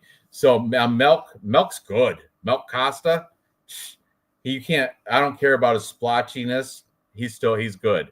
I don't care if he's a patchy mix. But anyway, Melk Costa's good. And then, so now he's going against Andre Feely, who is not a prospect. He's not going to get fraud checked. Andre Feely, and I will add, Andre Touchy-Feely just had a kid recently. I'm going to check his Instagram just to confirm that. But he's coming out of alpha male. Everything's looking good for Andre Feely except double-digit losses, and he's 35 years old too. How old is C-Rod? Christian Rodriguez? 27. Okay, so there's that. I'm looking at Andre Feely's Instagram. They're all outdated. I don't see anything up. No, they're all old-ass shit. Old-ass posts. Let me see if I can find. And here's the one with his kid. Okay, so he's got a kid. This is 7 weeks ago, and the kid looks brand spanking new. Like, yeah, you know what I mean, in this Instagram picture. So I know he's recent. June 13th, and his kid looks like barely a month old. So you got to think touchy-feely. He's, first of all, not a prospect. More of a veteran than a prospect. Got a lot of fights under his belt against a lot of good competition. Secondly, 2-1 underdog. And third, fresh off having a kid gives you an extra motivation. You don't want to, when you have a new kid, you got another reason to win. Whereas before it was kind of like, at least I'll catch a paycheck. But I don't know. I like the spot on touchy-feely here. I think C-Rod might be in for more than he can. This is definitely a step up in competition against who he's beat. I went touchy-feely versus, I think, didn't Milk Costa beat touchy-feely too? He did. Melky Costa's good. Let me check out real quick. Check Andre Feely. And yeah, Milk Costa beat him too. Guillotine choked him round 1. He beat Cub Swanson, lost Dan Ige, beat Lucas Almeida, lost. He's doing the pattern fight too, like win loss. He's due for a win, if you want to go that route. So yeah, let's go Andre touchy-feely. What do you think about this fight, Barry? Man, this one's kind of difficult to read, because you had C-Rod coming out losing to Jonathan Pierce, who's no longer with the UFC, who's kind of like a similar fighter to, you could say, Andre touchy-feely, but the age is really what bothers me. I gotta say, shout out to Useless. I'm like a D-list celebrity in these chats. Dave, pause. And I gave out some wrong information. I was giving out a stat. I don't know where I come up with this shit sometimes, but I was giving out a stat that said C-Rod has not won a fight in the featherweight division, just because I really thought that for some reason, because he lost his first one. But he has a few wins. I dreamt it. He has the Austin Bashi or whatever. There's a couple other ones, he has some. So I'm gonna go with the volume of Christian Rodriguez, and I feel like he's better at jiu-jitsu than touchy-feely. I feel like his jiu-jitsu is a little bit underrated. The fact that he was able to really hang in there with Raul Rosas, even though that was a weight class lower. I do think that he'll be able to. I think he's going to get over on this old guy right here, this veteran who couldn't even finish Cub Swanson. So I think C-Rod, he's got to get that weight issue under control. He barely made it. He used the box of shame too. But man, I think he's going to win. Unanimous decision. I got to go with C-Rod all day. I feel way more confident picking C-Rod than touchy-feely. C-Rod has one day ago, he's in there training at Rufus Sport, putting it in 1 day ago. Man, such a tough fight to pick. That box of shame was famous today. Like you said earlier, they should start sponsoring it. Dave, someone should start sponsoring that box of shame. Put Capper comparison picks right over where it says UFC, right over the top. All right. Anyway, Dave, what you got in this fight? All right. Sorry, I'm behind here. Let me fucking get the stats up. I apologize. Where are we at? Andre Feely, Christian Rodriguez. Andre Feely, strike time per minute, 3.83 versus 3.63. Pretty much even there. Strike absorbed, 4.15 versus 2.66. Advantage Christian Rodriguez on that one as far as you might think. Andre Feely on the ground, 2.17 versus 1.84. Washout for the takedown accuracy, washout for the takedown defense. Ground game's a takedown, or ground game's a washout. But you got to go on the stats. On the feet, Christian Rodriguez does have the advantage here. But I'm still going to feel it. I'm sorry. The advantage, 74% versus, 71 inches versus 71 versus, I can't speak. 74 versus 71. The height advantage as well. The experience. the experience. I know, Ranj, you don't like double-digit losses. I get it. But this guy is not going down easy. And Christian Rodriguez, I don't think he has what it takes to finish him. I don't think he has what it takes to beat him in a decision. I'm going Feely, man. And Feely, as far as I'm concerned, we got some plus money going on here. Oh, God. Andre Feely is plus 200 versus the minus 250. Yep. In the money line, all he's got to do is win. Exactly. And I don't want to prop bet this one at all. I know he's got the experience. I know he's got the volume. Even if he wins by decision, I don't think any of these guys are being taken out just with the experience that they have. But I do think Philly's gonna be able to fucking stop the takedown. If anything, Philly's got the advantage on the fucking takedowns, and I think the volume on the feet, he's gonna be able to manage with his height and his reach. I like Philly here. Plus 200, even money line. Don't go any further than that. Well, I'm gonna check Feely plus 3.5 points is minus 135. That means all he's got, he don't even have to win. All he's got to do is win one round and not get finished. Yep. That's a possibility. All right. But anyway, moving on. Next, we have the female feature fight. We have Yasmin Lucindo, 17-6, taking on everybody's favorite, Angela Hill. We've already spoke about her today. Yasmin Lucindo is the heavier favorite. She's minus 192 currently on DraftKings here, Sportsbook. Angela Hill comes back at plus 160. This is the closest line fight on the entire card, except for Cody Brundage and Eric McConaughey, but that was added late. Before that fight was added, this was the closest line fight on the card. Angela Hill, Yasmin Lucindo. And here is a spot where Angela Hill, again, double-digit losses. She's 18-14. However, I will say Yasmin Lucindo, I don't think is ready for Angela Hill. She's coming off a loss to Amanda Lemos, who just got beat up by her Tabitha Ricci, didn't she? Was that? No, it was Amanda Rebus. Oh, you're right, Amanda Rebus. Yeah, my bad. I knew it was an Amanda. But before that, though, Yasmin Lucindo, she's got some good wins. Split decision over Marina Rodriguez. Marina Rodriguez, straight up boxer, striker. Good one, too, at that. So that's a good win there. Karolina Kovacevic. I love Karolina. But Karolina Kovacevic also, she was like on her way. This is a year ago.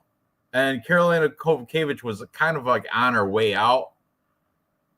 Back, she was still like holding in there. But she's still in the UFC, I do believe. But she's toward the end of her career. Everybody knows it, too. Her best years are behind her. Before that, Polyana Viana, decent win. And before that, Brogan Walker, who was in the UFC, lost her way out. She is no longer in the UFC for Brogan Walker. Angela Hill, she's coming off a nice win against Ketlin Souza, split decision. Some people are arguing Ketlin Souza should have won that fight, but split decision, I guess you have a point. Could have went either way, right? Before that, she lost to Tabitha Ricci, but Tabitha Ricci, we just saw last week, knocked out Amanda. You just said it. Rebus. Thank you. Before that, she beat up Luana Pinheiro. She beat up Denise Gomes. And before that, she lost to Mackenzie Dern. Mackenzie Dern's probably the best BJJ practitioner in the female out of all the females. But she also that fight where she beat Angela Hill, Mackenzie Dern found her hands. I think that was a fight like fresh off her divorce or something. She found hands that fight for some weird reason.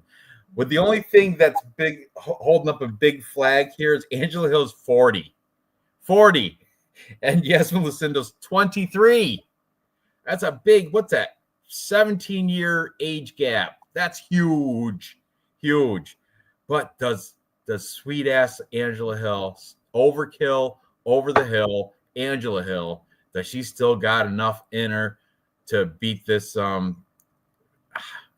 I think Yasmin Lucindo's being a little overrated. She's not as good as, I mean, yeah, she does have decent wins over decent fighters, but nothing's really sticking out that great. And she's coming off a loss too. So I got to take the dog here. I'm going to take Angela Hill.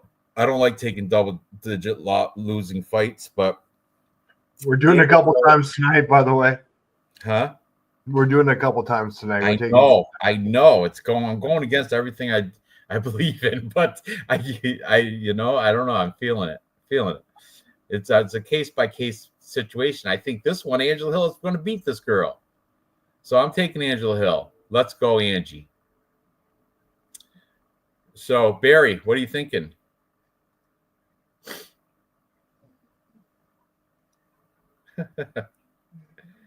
You're on mute, Barry. I'm sorry. So anyways, that was my first time doing. No, I'm sure. All right. So now I used to play racquetball at the gym with this guy named Rick Farron who had a stroke and he couldn't move one side of his body. And I was 22 years old. He was like 50 and he beat me, and I think this is the case right here. I think this is a perfect analogy for this fight right here. Angela Hill actually called for this fight. She was calling for this fight. Really? And I think it's because it was tailor-made for her. And, Angela Hill, she's such a veteran, so savvy that, I think she's just going to be too much for Lucindo. Lucindo has no idea what she's about to walk into, just like I had no idea that this guy who was paralyzed on one whole side of his body was going to beat me at racquetball because he's just that much better. He had the skill. And I think there's a difference in skill set here. And so I believe in Angela Hill's stand-up defense because I think Lucinda's going to want to try to get this to the ground because I don't think she can hang with the volume of Angela Hill. So I, too, am on the dog right here. Finally, a dog I can. There we go. About time. Yeah. It is about time. By an old racquetball player that only has use of half his body. His name is Rick Farron. He's 50 and can use only half his body, and he still kicked my ass when I was 22, and he was 50. That is going to say. Rick Farron. Do I owe you a T-shirt? Because if I do, I'm going to make one that says Rick Farron. 50 and still kicking ass. I'm sure he's doing well. He didn't even let me hit the ball back. He would just serve it, and it would be an ace or whatever. Oh, that's awesome. Dave. Wow. Well, besides this, get beaten by special needs opponents, I don't know what to say. I'm gonna. I hate to say this. I'm gonna agree with everybody here. Look, Angela Hill is the fake boobies. You gotta love that fucking. They love taking out her boob implants. That's. I know. Me too. Don't get. It was kind of hot too, even though it's negative hot because boobs are small. There are no boobs in this weight class. I know. I know. You're hilarious if you're actually trying to 115 nothing. No, you go to 135, you get a little Jocelyn Edward booby. You get a little bit. You know, beat up. But on the stats here, let's go here real quick. Strike time per minute 2.94 versus 5.47. Angela way happier for the volume. Strike absorbed 2.53 versus 4.94. So positive striking ratio for both. I'm going to even out, but I like the volume on it on this one. Takedown average 2.15 versus 0.81. Angela's got the experience to deal with any takedowns. Plus, she has 75% takedown defense. None of these have really massive finishes by submission. 0.2 versus 0.1. I'm liking Angela Hill here. I'm going old chick. I'm going take those boobies out before the weigh-in. You've got the experience. You've got the volume. For some reason, I mean, it's not like her parents were abducted by aliens or anything. Maybe her grandparents were. The grandparents? That's why she's so awesome. I think she got a little alien blood. Oh, no. She might have some alien blood in her. Who knows? Or she might have something. I'm going on the Alien Angela Hill, which is what it should be. Alien Angela over the hill. Hill. Sweet. We're all in agreement there. That's awesome. Too bad we can't use girls in our end of the night parlay. All right. Anyway, moving on.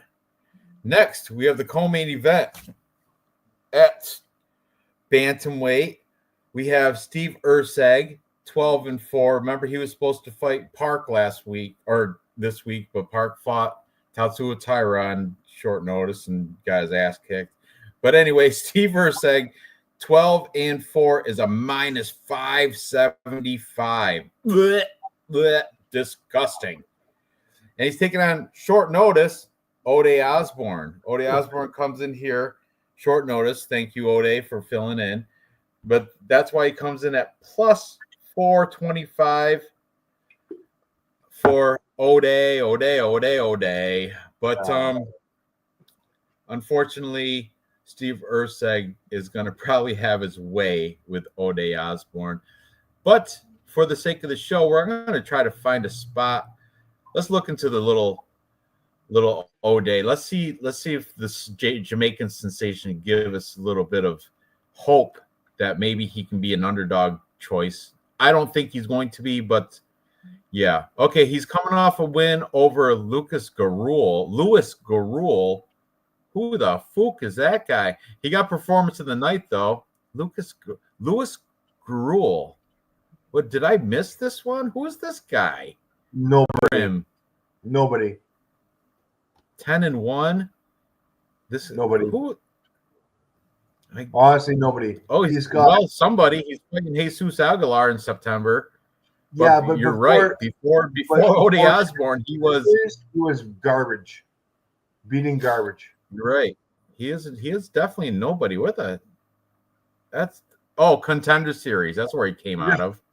He's a Fury FC guy with a pumped up fucking record who won one fight. His picture looks like the Temu version of Miles Johns. Well, he won one fight by the UFC by split decision. All right. So anyway, Ode got a performance of the night over Louis Garul. Before that, though, bang, bang, bang. He unanimous decision loss to Ronaldo Rodriguez. Rear naked choke loss to Rafael Filho. Rear naked choke loss to Asu Amabalev. Beat Charles Johnson. That's a good one. Lost to Tyson Nam. He's all over the place here. But, man, Brian Boone Kelleher choked him out in 2020. Yeah, Ode Osborne's just not good. He's just not that. Unfortunately, he's not really that. I mean, he's got some decent wins here. He's got wins over like a CJ Vergara and Zaruk Adeshev, but that's it. And Charles Johnson's his best win, but that's it. He's going to lose. Steve Erceg's going to pretty much handle him, whatever he wants to do. And that's what I don't think it's warranted at 570 minus 575. I'll put Steve Erceg at like a minus 360, though. That's how confident. Minus 360. That means he's winning 8 out of 10 times, roughly, if you want to do rough math. And I think won a fight in 2 years. Who hasn't? Steve Erceg hasn't won a fight in 2 years. Has he? Oh, you're right. He lost to Brandon Moreno, lost to Kai Kara France, lost to Alexander Pantoja. He won a fight in 2024. Okay. Matt Schnell, March 2nd, 2024. January, February, March. All right, fine. Yeah. And he's got some other, that's it, though. David Dvorak, that was his UFC debut. Won that. Alessandro Costa, who's not even that great, beat him. And then Matt Danger Schnell. Matt Schnell's not all that either. And then he comes with back-to-back losses. I know they're all big, nice, good names. Yeah, against big names.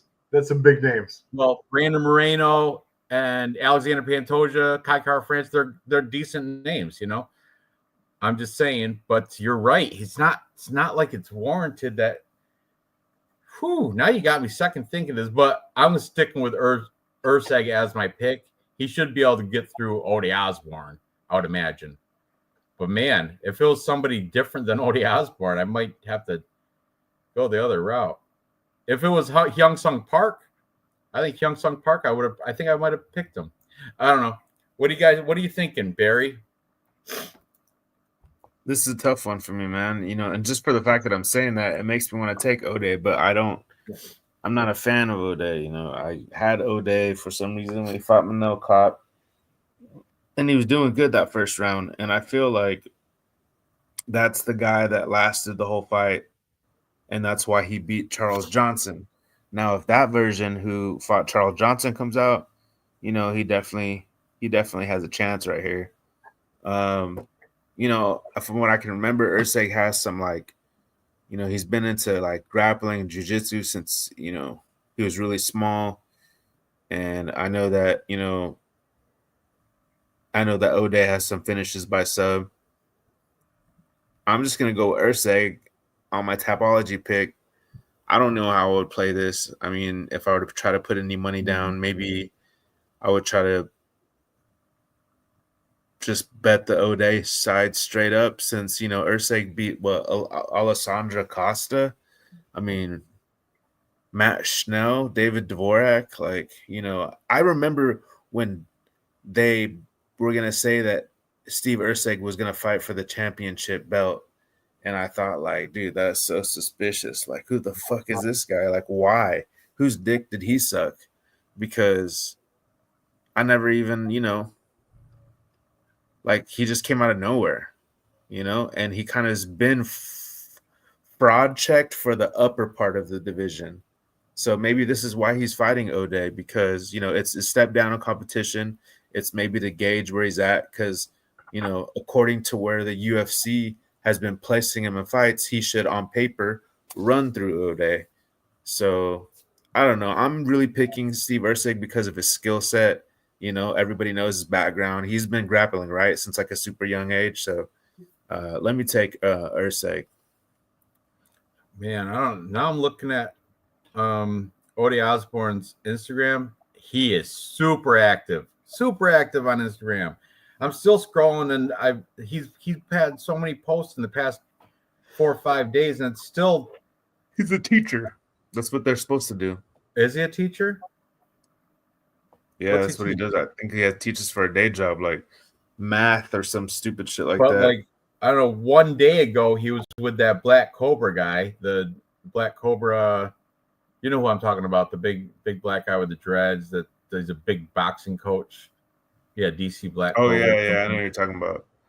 I forget his name. I knew it, but I just can't think of it right now. But you know what I'm talking about. Mm-hmm. He's dancing. He's fucking dancing on his Instagram. Yeah, but go scroll down a little bit. That's crazy. He's very active. Go to there's that Black Cobra guy right in the middle there. See, what's this? A day ago or something? Yeah, he posted this a day ago, but I mean, he's garbage. That is, what's he doing? He's kicking. Edit the video with the color because he went to the gym a day ago. Yeah, look at they keep scrolling down, but he's been active 4 days ago, 5 days ago. You see all that crap. It's the same one. I'm still picking Urseg. I'm just saying, Odie Osborne might shock everybody. He's ready. Look at Urseg. He's something wrong with that. He's did lizard band or something. I don't know. I don't care for Urseg. Like you pointed out, he made it very far on a low level records. Really, he's got 3 losses against good guys, but aside from that, how do you even get to that point? You know what I mean? Steve Urseg.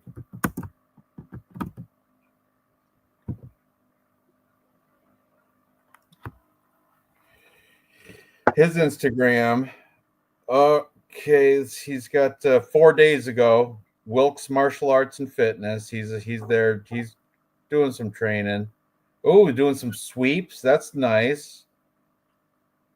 little sweepy action. He's got some, yeah, that's about it. Then he's got 4 weeks ago, he was at a jiu-jitsu competition. That's good. I like to see that on Steve Ursag. Thank you. You know what? The Australians are kind of like British that know how to wrestle. It's pretty much. Anyway, yeah, we've spent enough time on this crap. Ursag's gonna get it done. Ode Kaikara Francis. He rode the eternal wave and they're on tear. Dude, then came Shannon Ross. Shannon Ross gets knocked out by everybody, doesn't he? Ursay has come a long way since he left the shows The Office. Yeah, good point. But look, he got a new truck he has to pay for. Ooh, those are nice wheels. Is that Toyota? Is that Tundra? It's a Ford. Oh, it's a Ford? I can't see from here. Whatever. But Wilkes Martial Arts Fitness Academy, yeah. No, motherfucker got a fucking truck. So, he's got to pay for that shit. Oh, I see it, yeah. Is Wilkes Marshall, is that like a family thing? Is that his family or something? Is that one of those dealies? Probably. Oh, he's a cornball too. He got his Ford at Midland Mitsubishi. Yeah, what a cornball, this slobber. You can expect a slobber knocker, he says. Full set. Fuck him. Anyway, I'm picking him, but I don't like it. I kind of want to root for Ode. Ode. All right, you guys are Urseg as well? Yep. Yeah, Dave? Yeah. I'm the autistic guy. Moving on. What's his stats? We made it to the main event. We've got Roman Dolidze, 15-3 for the Georgian fighter that impregnated JP Bay's ex-wife, Cheyenne Vlismus. Didn't he? Isn't that? It's so weird because you don't hear about that kid anymore. Is it his? Did he had? She had it. Is it his? I don't. It's just. It's such a weird thing. Yeah. With the Cheyenne Vlismus thing. Is it rumor or did he really have a kid with her? I don't know. Can't confirm or deny. All right. But anyway, he's taking on Fluffy Anthony Hernandez. Fluffy Anthony Hernandez is a minus 345, which is grossly overrated. But I'll tell you why he's going to win, Fluffy. Because this is a 5-round fight, and Fluffy has endless cardio. Roman Dolidze, I think, might win the first. If it's a 3-round fight, I would bet Roman Dolidze. And I think Roman Dolidze might even win round 1. But then Fluffy's going to turn it, just like he did against Rodolfo Vieira. And he turns it on in the second round, and then it just keeps on coming. Don't stop.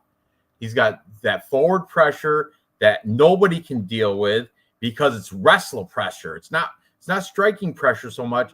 Wrestling takes a lot more out of you than stand-up striking. It just does. You're zapped out of all energy if you're trying to, because you're utilizing so many more muscles than you are when you stand up striking.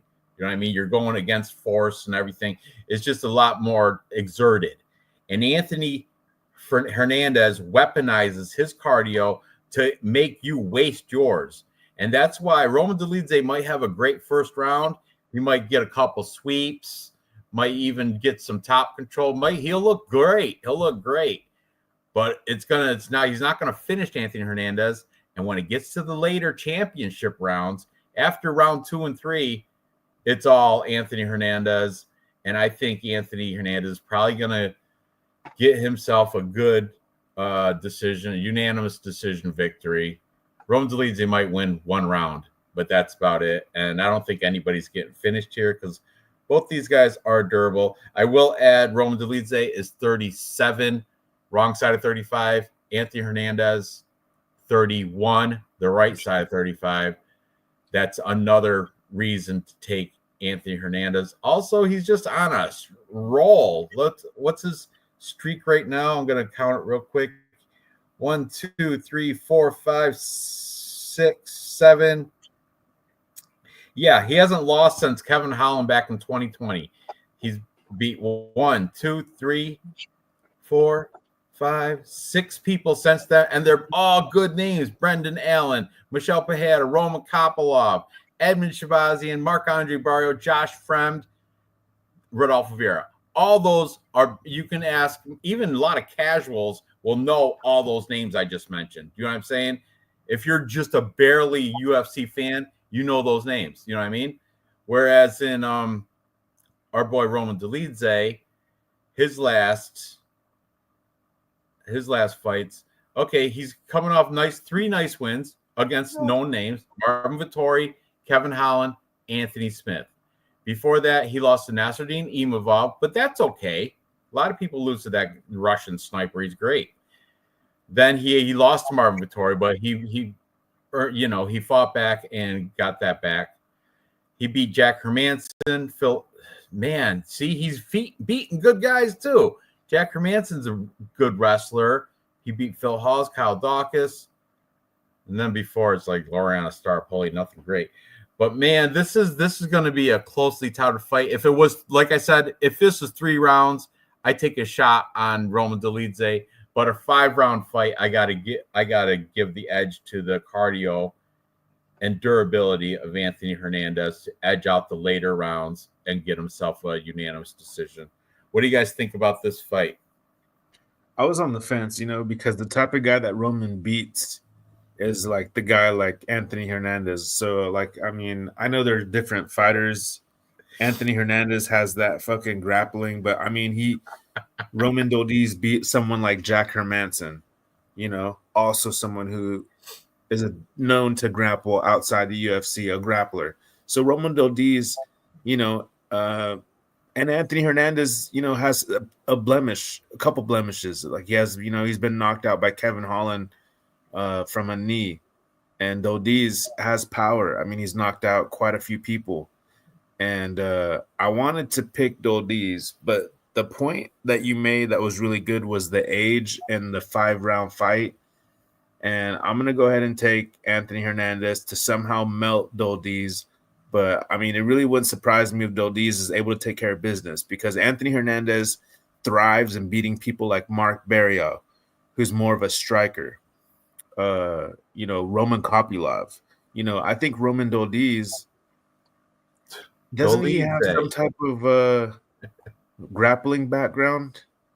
Let me check. I think he's Roman Dolidze. I think he won like Abu Dhabi ADCC, Abu Dhabi Combat Championships, which is a jiu-jitsu tournament. I can't confirm that, but I did hear that somewhere. I do want to take Dolidze a little bit. Thing. I do want to take him because of that. I feel like he could keep the fight standing and knock out Hernandez. I really could see that, but he's 37 years old. If this was like 2 years ago, I'd have a harder time picking Hernandez, but since it's not 2 years ago and it's right now and it's today and one of them's 37, I'm just going to, and I'm on that much on the fence, I'm going to use that as the thing that pushes me to pick Hernandez. But it wouldn't surprise me. Like this fight, I'm looking forward to it. My turn? Yep. Fuck yeah. And let me tell you why you should pile on. Here we go. Anthony Hernandez, strike line per minute, 4.50 versus 3.58. Oh, volume goes there. Look at the defense, 2.61 versus 3.56. Roman's on a fucking even striking ratio, whereas Anthony has better volume and better defense. On the ground. Ouch. This is ugly. 1.1 versus 6.27. Don't take Fluffy on the ground. He's going to kick your fucking ass. So if I got Fluffy on the ground and I got Fluffy on the feet, I got Fluffy all day long. I mean, I don't even think it's fucking close. I mean, I appreciate the what are our odds on the main event here?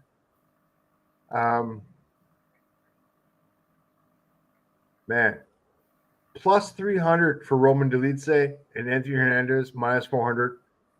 There's a reason why these odds are the way they are. Fluffy's got him on the ground. Fluffy's got him on the feet. Fluffy's got him on the volume. Fluffy has him on fucking every fucking stat I have. Submission average 1.9 versus 0.9. I mean, takedown accuracy. He doesn't even take it any way down. If it does go down the ground, he's got him annihilated. I mean, it's just I don't see Roman Dolidze even in the realm of fucking possibilities for this fucking win. Anthony Hernandez, I think he's going to play with his food. I think he's going to take it for the – honestly, I think he's going to milk this out for fucking 5 rounds. He's got no reason to fucking finish this shit. Anthony Hernandez by decision plus 200. That's pretty much my bet right there. 5-round, boring. Anthony Hernandez dominating Roman Dolidze on the ground, on the feet, everywhere.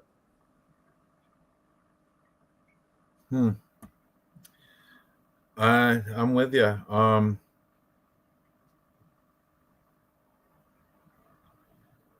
Do you think this is Do you think this is Cheyenne Vlismis's kid right there? Where are we going? Do you think that's her baby with him? I think what happened was I think that JP Buys came out publicly and accused Cheyenne of cheating on him with Roman while she was visiting Georgia. I've been going through his Instagram, and he's got this son, but he never shows the mom. Only, like, here it is again. He only shows, like, I was looking for pictures of the mom, right? And all I got was a silhouette picture right here.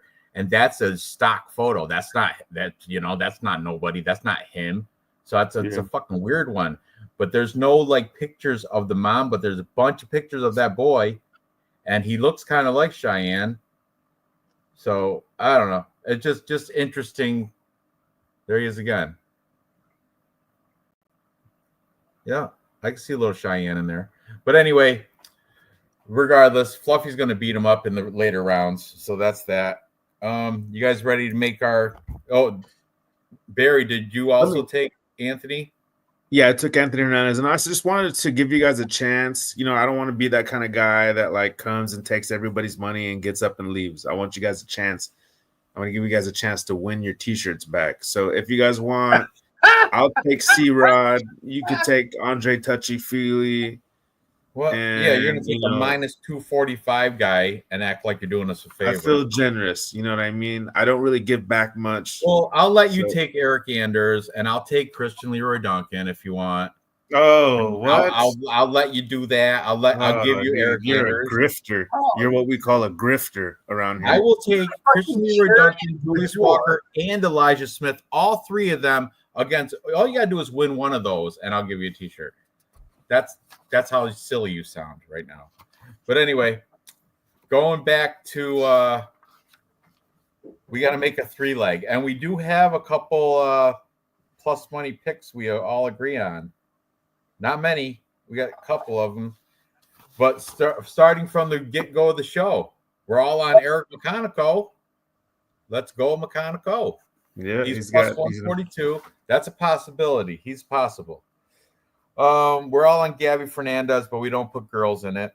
I'm on Gilbert Urbina. You guys are both taking the doctor of nothing, the doctor of fake and being a doctor. We're all on Jocelyn Edwards, girl fight. Can't put it in. We're all on Elijah Smith, minus 800. Can't do it. We're all on Julius Walker, minus 700. Can't do it. We're all on Christian Leroy Duncan, minus 520. Can't do it. We're all on Gene Masimoto, minus 250. Maybe. That's a maybe. Okay. Dave and I are both taking the dog and Andre Feely. Barry McCockiner, Real Fight Picks, is taking C-Rod. I don't blame him, but I got a funny feeling that Touchy-Feely is going to touch the hearts of many that put money on him tomorrow because I think he's going to win. We're all on underdog Angela Hill, but rule is no girls in the 3-leg parlay. So that's kind of out. We might have to make an exception here, though. We're all on Steve Urseg, minus 575. Can't do it. We're all on Fluffy, minus 345, but no main events in the 3-leg either. So we're stuck with Gene Masimoto, and Gilbert, or not Gilbert, Team Masamoto, Eric McConico. We need one more, and they're all chalk. I'll take Angela Hill or Andre Feely, either or. Well, Real Fight Picks does not want C-Rod, so I mean, think if it's you gonna- want, I'll switch it because of the way the card is and how or the do you want Angela Hill? Would you rather have Angela Hill or Andre Feely? I don't know. That's tough. That's tough to put in a parlay because I don't know if I wanted to go with switch my pick to have it, with a man. No offense to women. It's a Or man, if I wanna- baby. Well, Priscilla Cachoeira is almost a man.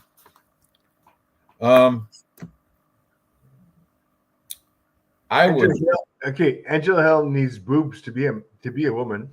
Does that count? Yeah, you're right. She did take Angela him Hill's out. more alien than she is man. Let's I don't know. Come on. Which Let's one do you it. want to do, Barry? It's up to you. Andre Pick Feely one. or Angela Hill? Because Dave and I are both cool with either. I'm gonna go with Andre Feely. Okay, perfect. So there it is. Andre Feely, Get the John money. Masamoto, and Eric McConico. Oh, what a crazy three-legger! But let's see what it pays out anyway. 860 plus 860. 860. Ooh, I love that plus money on McConico and Feely. Feely is actually nice plus money. Plus 200 for Feely. Jean Masamoto minus 250 and Eric McConico way up here plus 142. I'm at plus 916. Lock it in. Lock it in. Indeed, I got to log back in because it timed out. But yeah, let me get this. With McConico being the first fight, if he, for whatever reason, God forbid, you know what I mean? I can't really see it. But if he somehow fumbles the bag, I mean, you still can go ahead and, you can maybe make Angela Hill. Yeah, I got so many bets open already this week because I happened to win a big MLB earlier in the week. So I was like, shit, I'm going to make a whole bunch of UFC bets right now. Okay, so here's that.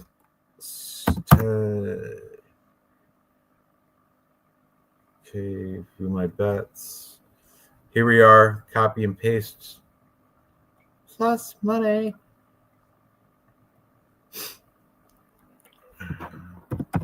Plus money.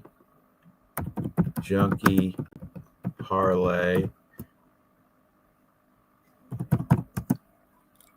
And paste. Clean it up.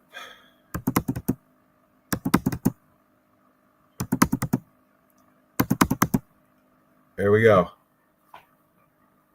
A little typo error, but plus money junkie parlay. 3 picks. We got Andre Feely, Masamoto, McConico. Comes out to be plus 916. Lock it in. Cash it. Hill, fuck the neck tattoos. Oh, your niche parlay this week should be all the girl fights. You agree on them all? Yeah, we can do that as a niche. Let's do a bitch niche. The bitch niche parlay. So let's see what that. We're all on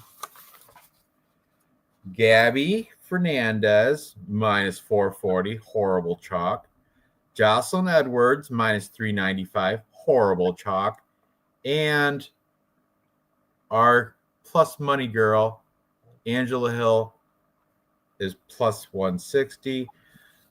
Those 3 girls, our bitch ditch parlay is plus 299. Done. Nice one, Kiwi Brew. It is very good, Kiwi. I love it. I love it. View bets. And copy. StreamYard. Oh, don't play that. Okay, so anyway, here's the bitch niche parlay.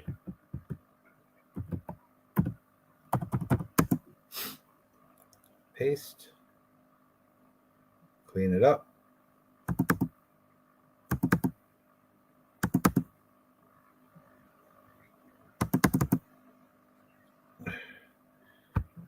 There's the bitch niche parlay.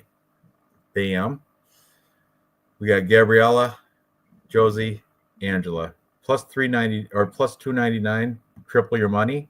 I'm down with that. And what was that? Sorry, can you run that by one more time? you see it on the board. It's Gabby Fernandez, Jocelyn Edwards, Angela Hill. I like it a lot. I think that'll cash. Very nice. As long as Angela pulls through. And I think that Yasmin, the Lucindo, I don't think she's all that. That's why I think Angela might be the way to go here. Is the best way to bet this card round robin underdogs. Only underdogs I feel safe betting this weekend. My grandma real fight picks in racquetball should be a pick 'em. I don't know. I think your grandma might be a minus 120. Oh, that's great. Yeah. She's got it. She's got it. Yeah.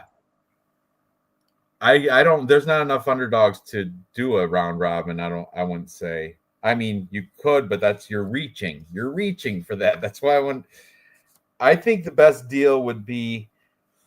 Man, you can't even use some of these. Like you can't use a Julius Walker or Elijah Smith. You can't even touch them. Not at those odds. I think you got to find do what we did. Find one or two underdogs and then feed them with a couple favorites. That's pretty much this is you're limited what you can do here. How many underdogs we got? I got one Mecanico. I'm taking Urbina. That's 2 for me. And yeah. Oh, Feely and Hill. I got 4 underdogs out of this fight. What's the total number of fights on here? 12? 12, yeah. You're fucking So I got 8 favorites, 4 underdogs, and 4 underdogs is good because this card is so damn chalky. All right, guys. I'm going to jet. Have a good night. I am too. All right. Yeah, appreciate you. Good. Best of luck tomorrow, and see you guys next week. All right. Later. That was